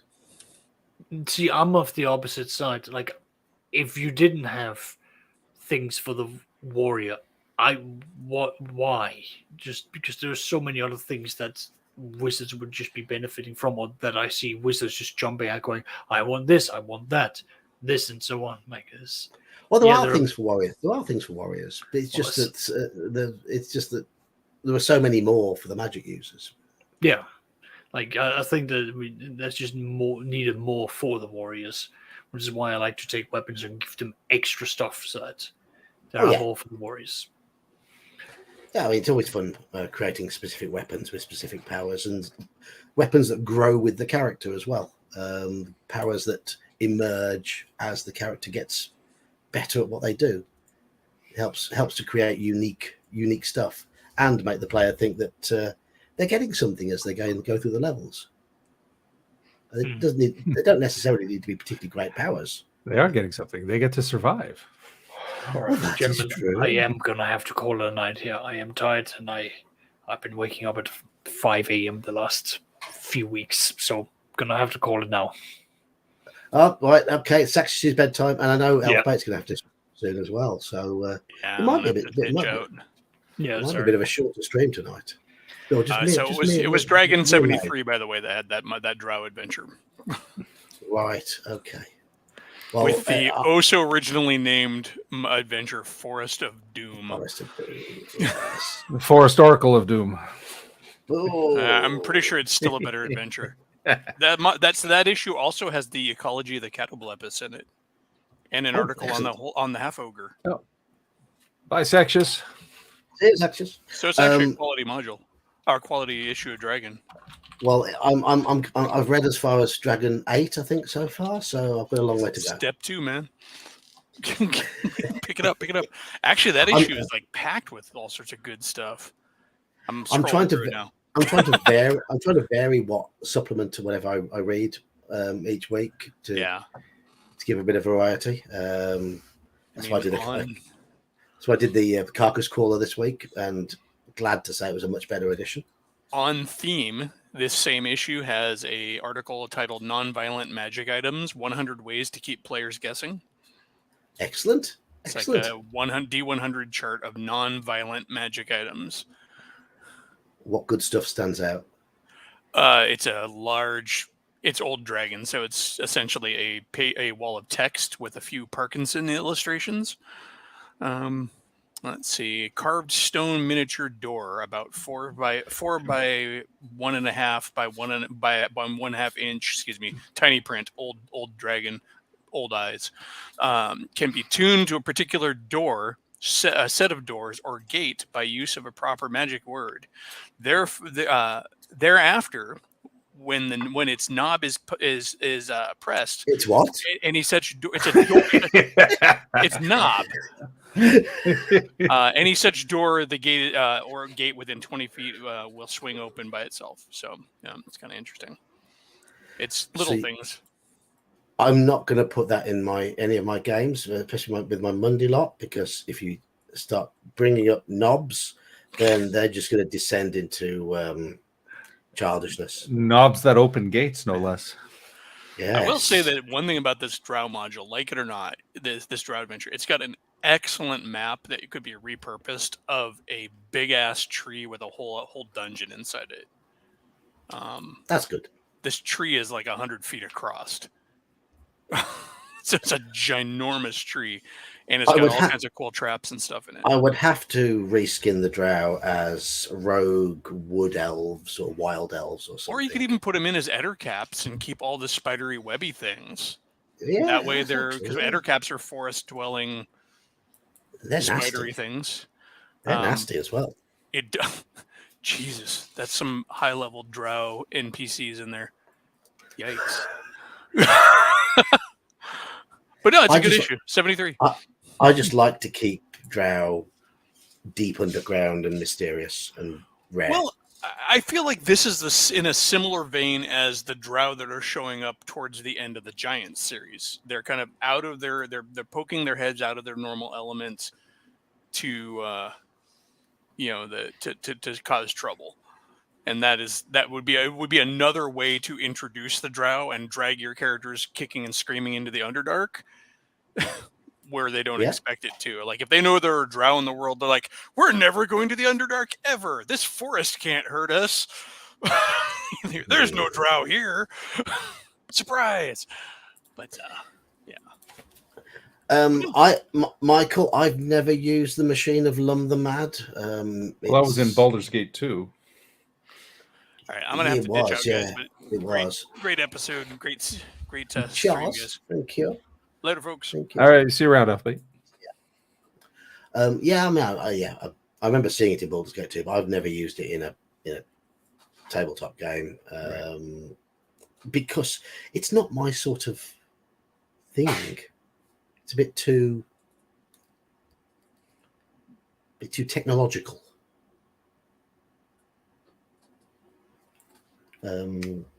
So I tend to avoid technology. I try and keep things separate, and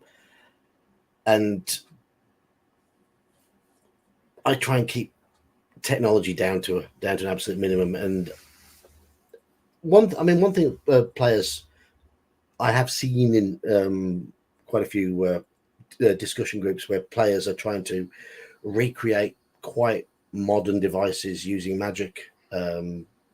It's epidemic in Fifth Ed, I don't allow that. I don't allow that because I like to keep my games very medieval. And if it's not been invented, the character won't know about it. Won't know about the concepts that are involved. I get that a lot with players. You know, they'll as you say, they'll try to infuse modern concepts. Oh, well, it's easy. Science says they can do this. Yes, but your character doesn't know that. No. What did they know in medieval times? But magic. Well, no.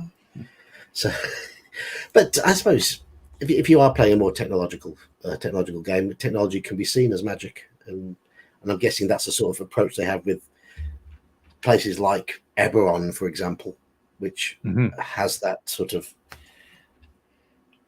But that's the setting. That's setting specific. It's not just a general medieval fantasy or swords and sorcery, which is even more ancient. Yes, but of course, in Greyhawk, they did drop Expedition to the Barrier Peaks and Blackmoor, put those sort of places. But again, Barrier Peaks is an outlier because it's a crashed spaceship. It's not something that's indigenous to the world that somebody figured out. Wasn't there a bit of technology in the Blackmoor setting though? Possibly. And they bolted Blackmoor onto Greyhawk. Pretty sure of it. It's possible. I don't know offhand, but anyhow. Right. Anything more on the topic you want to bring up? No, I got nothing. I got nothing. When you mentioned the topic, I was like, "Oh, okay. I guess I'll sit and listen and see what comes up." Yeah, they've deserted us. The more organized ones deserted us. Yeah. Yes. We are the ramblers. we are the ones who react to what other people, the ideas that other people bring in. So, go on, chat. anything you want to ask us, pair of old fuddy-duddies who are ill-prepared for this topic? We'll discuss your topic.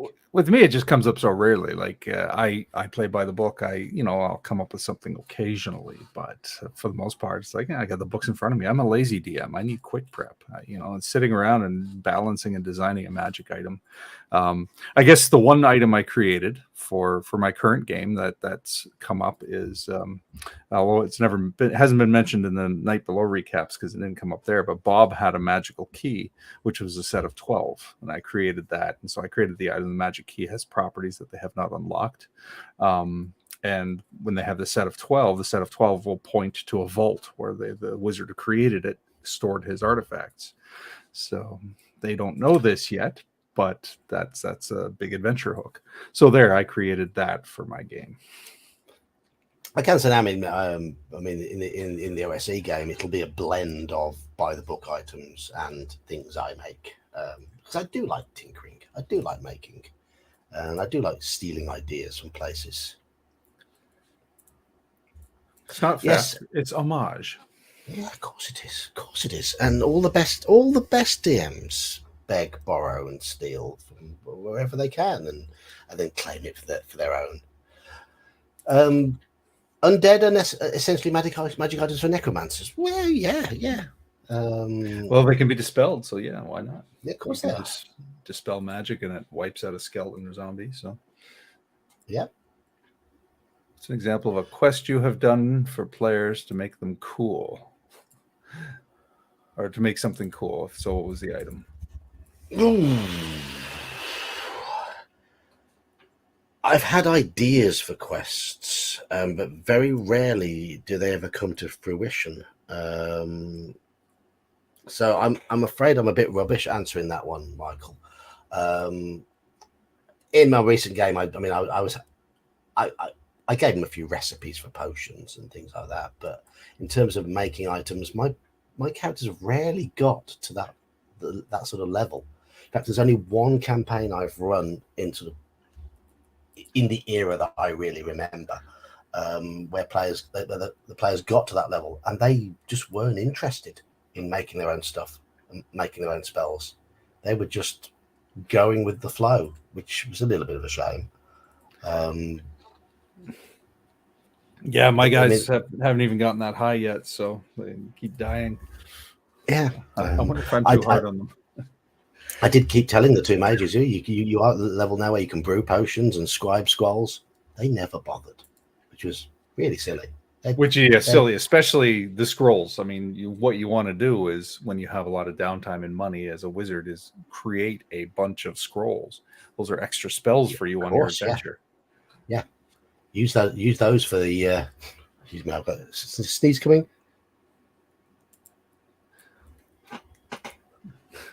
Excuse me. There we go. It sits there, and you're like, oh, you've got the amulet of sneezing that never comes. Yes. But yeah, I mean, it's a great way of having loads of utility spells kept. Yeah, identify being the big one. You precast identify into a scroll, and you suffer all of the effects before the adventure, and then you've just got an instant identification ready to go. Yes. So Hyrax has asked, magic items identify versus trial and error versus legend, lore, and sages. All of the above. All of them, yes, all of them. Yeah. I love my players to trial and error with items and just simply find out what's going on. It might have a command word inscribed on it that might do something, but there might be hidden things in there that certain things can happen with, and certain enemies might set it off or whatever. They're there. Those things are there to be found through a combination of luck and whatever. Sages, again, that group that got to the level where they got the money for that sort of stuff just weren't interested. They just weren't interested. Yeah, my group, they find magic items. They're paranoid. They identify it, they put it away, and they just wait until they get back to town and can identify it. Right. Yeah. Yeah, but that's what they generally did. They drop a detect magic on it, work out it's magical, and then between adventures they would start trying to work out what it did. That's most common. Or if it was a weapon of some or a piece of armor, they would try it out. Yeah, they also got smart, started casting auguries to make sure nothing was dangerous if they used it right away. It's like, good, use your resources. Yes, yeah, and that's what divination spells are for. I mean, augury, it basically tells you if the current course of action is dangerous. Yeah, weal or woe. Yeah, there you go. Perfect use of the spell. Commune is another good spell for that. Mm-hmm. Until your god said, "Stop bothering me. Just try it out." Yes. Personal investment into items. Well, yeah. I mean, I have. It does remind me of one item I did put in. There was an item that had got an essence of the mage that created it that was long dead, and that mage was quite irritating, and would keep talking to that character, keep talking telepathically to that character and interrupting him at annoying times.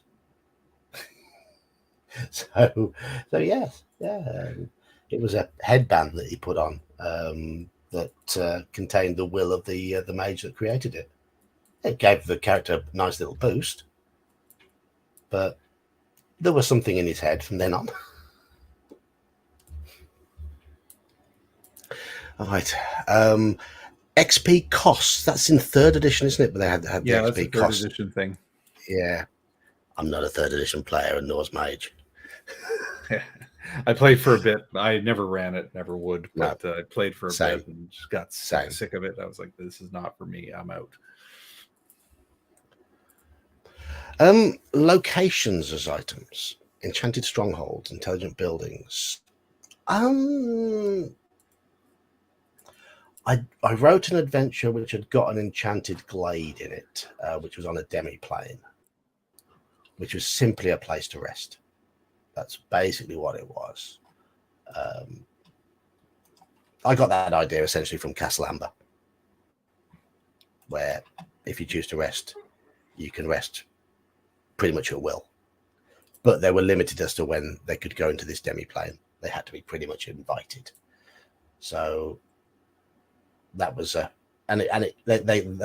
was a enchanted glade which had fresh food and water and all that sort of stuff. So they could always stock up, because in that adventure they were basically outcasts from a town. They couldn't go back to the nearest town, and they couldn't escape without defeating the demon that was harassing the town that thrown them out. Slan is mentioning your enchanted source of water. Yes, of course. There is an enchanted source of water in that adventure, and I may have other ideas for possible effects for that water. Things you might be able to do with it. I mean, yes, you get 1 hit point temporarily while you're wet, and it can be used to restore dried out potions. You've discovered both of those. Well, the thing about enchanted areas is that they'll turn up all the time. Like, so many modules and so many scenarios have them, but how many players have you had that want to build that? Want to build something where they've got a magic fountain? Yeah. Never. No. I'm afraid that's never come up in any of my games, because they so rarely get to the levels where they can create those sort of things. I had a druid once in the 2nd ed game. I made a grove, but it was a grove. It wasn't like it didn't have an enchanted effect or anything. It was the grove for religious purposes. That's the closest I've ever come. Yeah. I'd like to get players to nurture and cherish characters those sort of levels, and then start thinking about that sort of thing. But it happens so rarely in games when you play very fairly, because it takes so long, and so many characters die before they get there. Well, that's the thing, and it also depends on how fast you level your characters. Like I'm not stingy per se, but I play a moderate game. Our current team good, they're the highest. They have a 6th level thief, a 6th level cleric, and it's taken those players about 2 years to get to those levels. Yeah, and that's if you play sort of 3 or 4 hour sessions every other week. That's how long it will take. Bi-weekly, around 4 hours on average. Yeah. Well, I mean, the game I was running my group through, it was all using official modules because they'd not experienced any of them. So I wanted to experience the nostalgia of running them. I wanted to run them all for an adult group, and we played pretty much from about 7:30 till about midnight every Friday for the best part of 3 years. And they had multiple characters, so they were switching between groups so that I could use all the modules. For example, one campaign started with the village of with Eye of the Serpent, then went to Village of Homlet, and then to the Sentinel and the Gauntlet. Whereas another campaign had Against the Cult of the Reptile God as a starter, and things like that. So I could use all the modules because obviously they'll fly through certain levels. Right. And modules are also high yield. Like if you get all those treasures in a module and survive it, you will level. You will fly up. It still took them all that time to get to the highest level character was a level 12 thief, and there was a lot of deaths. Most of the characters had lost at least 5 points of constitution due to resurrection spells, raised deads. Sorry. Right. And that was really common. I mean, most of the fighters no longer had constitution bonuses. So it was becoming harder and harder and harder to survive, as the dwarven fighter now had about 40 maximum hit points instead of about 60. Right. But yeah, that sort of thing happens. It is a bit of a spiral. But yeah, they got some really good items from those adventures, because they are quite heavy with them, as you say. They're quite heavy with treasure. They're quite heavy with the reward. It is a risk and reward thing. A lot of the modules are difficult, but certainly if they go through the Lost Caverns of Sojcan, they're going to come out with some amazing loot. Mm-hmm. Yeah, a lot of modules like that. I'm thinking, what was the other one? Tomochan is not. Tomochan has a very low yield. Very low yield. Yes. Tharisdun has some good loot in it. Low yield ones. Most of the Desert of Desolation's a little bit low yield when it comes, especially when it comes to monetary value. Dwellers of the Forbidden Cities, high yield. That's because it's a sandbox. There's loads of places to go. And for low-level adventures, Village of Homlet, extremely high yield. Extremely. But you've got to, you risk quite a lot of characters to do it. Well, as you know, I'm recounting the old school Essentials game, Keep on the Borderlands. Yeah. And all told, I've only recapped 14, but all told, we've had 21 sessions. And that's over the course of the year. I started this time last year. Mm-hmm. And so it's interesting to see that. Now, of course, the highest character is only 4th level. Yeah. That's a year of, I guess 20 sessions. So effectively bi-weekly, just slightly less than bi-weekly. So that's about a level every 5 sessions. That's actually a decent rate. That's not particularly slow. No, it's not too bad. I mean, there have been a lot of deaths, but the current highest level character, the cleric, that's his 2nd character. So he's the only one who hasn't died multiple times, because he got it real fast. Oh, we got to play smart. It's easy to die. Yeah. Wait, so in my OSC game, I think one of the thieves might be within about 200 or 300 XP of gaining a level. Yeah, thieves, especially because they go up fast. But I was able to say, tied into the magic items, I mean, and the treasure, Keep on the Borderlands has a lot of good stuff you can find. Mm-hmm. But then I've been peppering around other modules and other scenarios. So it's interesting watching, and you can see where that comes into play. I've lost my thought now. I just had a total brain fart. I had a point. But the Lost City is another one with really high, it's high risk, high yield. You're going to lose a lot of characters to get all that loot out of there, but there's plenty of loot in there. Yeah, and I think, and that's it. That's an important consideration when we're playing the games, is what is the reward versus the risk ratio. Yeah. I still can't remember what my point was going to be. I say they're talking about war-based items in chat. I've never had anyone use. I wanted to end that campaign with Bloodstone Pass, which is about a level 15 adventure, which uses battle system. And I certainly would have considered putting in things that will have battlefield effects in that, but G3 killed them, so we never got that far. Never got this far, sadly. I've still never run Bloodstone Pass, and I'd love to. It's not a perfect adventure, but I like the idea of going from settlement to settlement, trying to raise an army. I think it's a good idea for an adventure. Hyrax is mentioning B4. It's one of the B modules I have not yet run, if you can believe that. I think I've run all the others. Let me see. I've done 1, 2, definitely 3. Which one is 5? 5 is Horror on the Hill, right? Or is that Journey of the Rock? Horror on the Hill, I've definitely run that. 6 is Veiled Society. I've run that. Yeah. Or Rahasia is 7. 8 is, which one is 8? That one's Journey of the Rock. And then 9, your favorite, Castle Caldwell. Yeah, I've run all of them 1 to 9 except for B4. I've never run it. I own it, but I've never run it. So the only one you haven't run is the best one. Possibly, yeah. Well, I'm seeding it. It's gonna make its appearance in OSE because canonically they are close to Yalarum, which is where it's set. But we'll see if they bite.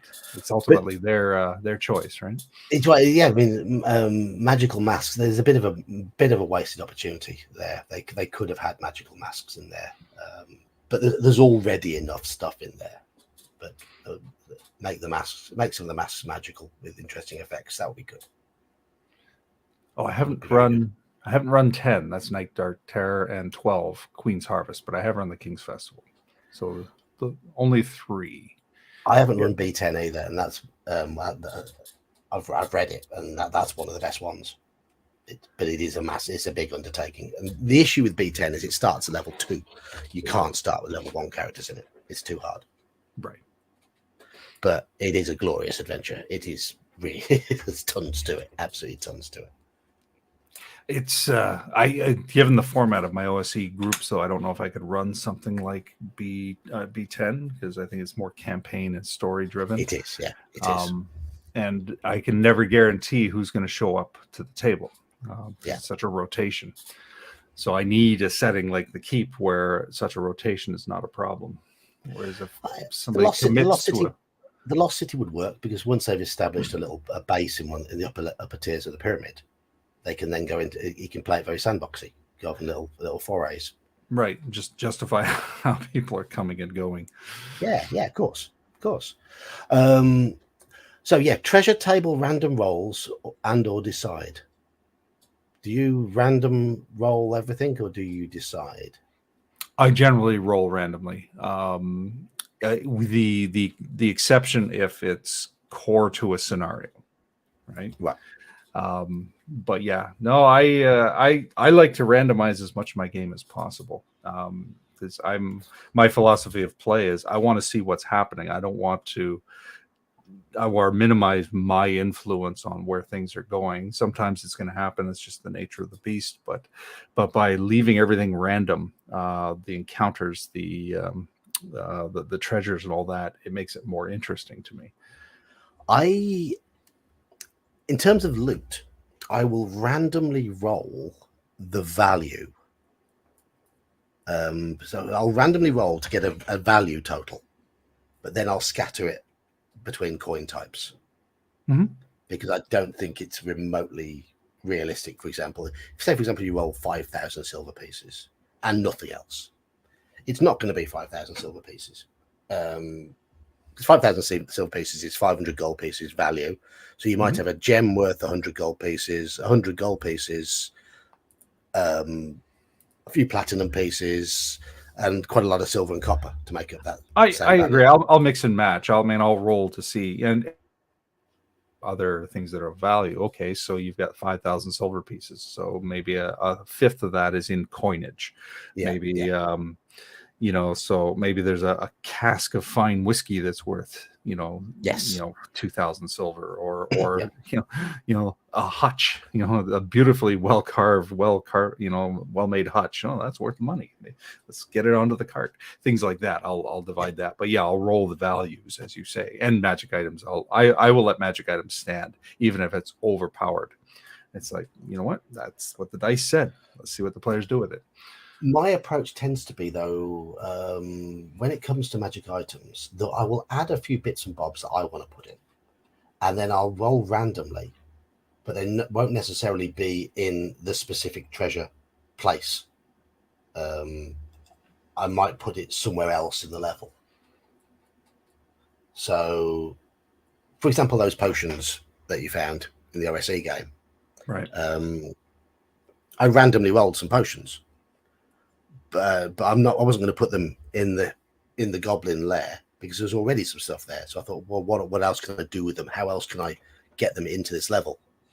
So I put them in another room where they would fit.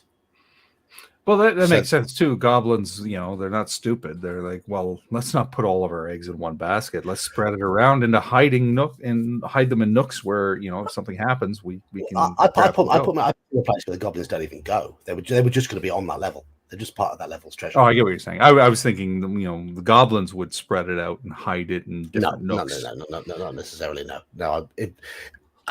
As far the way I see it is that those treasure types they'll pretty much define the overall loot of the dungeon level, and it doesn't necessarily belong to those creatures. I like to dot things about and put them behind puzzles or just sort of little things that you've got to overcome to get the treasure, like the sack of loot that was in the skeletons room. Skeletons don't normally have treasure, but that was just pulled away from another section and just dropped in there because I thought that would be a little puzzle to solve, and there's your reward. Anyhow, a ring of daredevils reduces difficulty of maneuver, but it makes you blind. Okay, fair enough. And it gives you echolocation. Yeah, but I mean, I like the idea of importing stuff from MERP. Because I like MERP's approach of having items that allow you to use spell-like effects, and there's a lot of flexibility in that, and there's a lot of specificity, a lot of flavor in a lot of those items. So I agree with Hyrax on that. I've agreed with a lot that Hyrax has said tonight. Thank you for joining chat, Hyrax. You've been a worthwhile addition to chat tonight. You've given us plenty face keeping us on our toes. Absolutely. Is it Slan? Is it Yanu? I think Gingerbeard's character is quite close as well, but again, he's another thief. But I'm probably going to duck out in a few minutes. Bear is doing his 4-color cafe, and he's invited me on. I haven't been on his show yet. Yeah, well, I say. So you're joining other channels. Indeed, it's not just you and Hungar. Now I've got a third one in my repertoire. all this procrastination you're doing. Yeah. Well, hey, I posted a video this morning, so yeah, you did. You did. I got 2 weeks left on my Final Cut Pro trial. So now that I've gotten used to it, it's like, I gotta buy it. But is it making life easier? It's making life more variable. It was a slightly steeper learning curve than iMovie. iMovie is dead simple and free, but there are more features in Final Cut Pro, and once I master them, I think the videos will become really smooth. Right. and I can add gimmicks and tricks. You know, I'm already using the basic ones like basic transitions. I don't know if you saw today's video. The werewolf transformation seemed more smooth, or the werebear. You can see almost the lines blurred together, right? So it looks so much better than just a dissolve. Little details like that, which I think add to the overall effect. I mean, I know the one I use has got plenty more, a lot more power than I will ever consider using.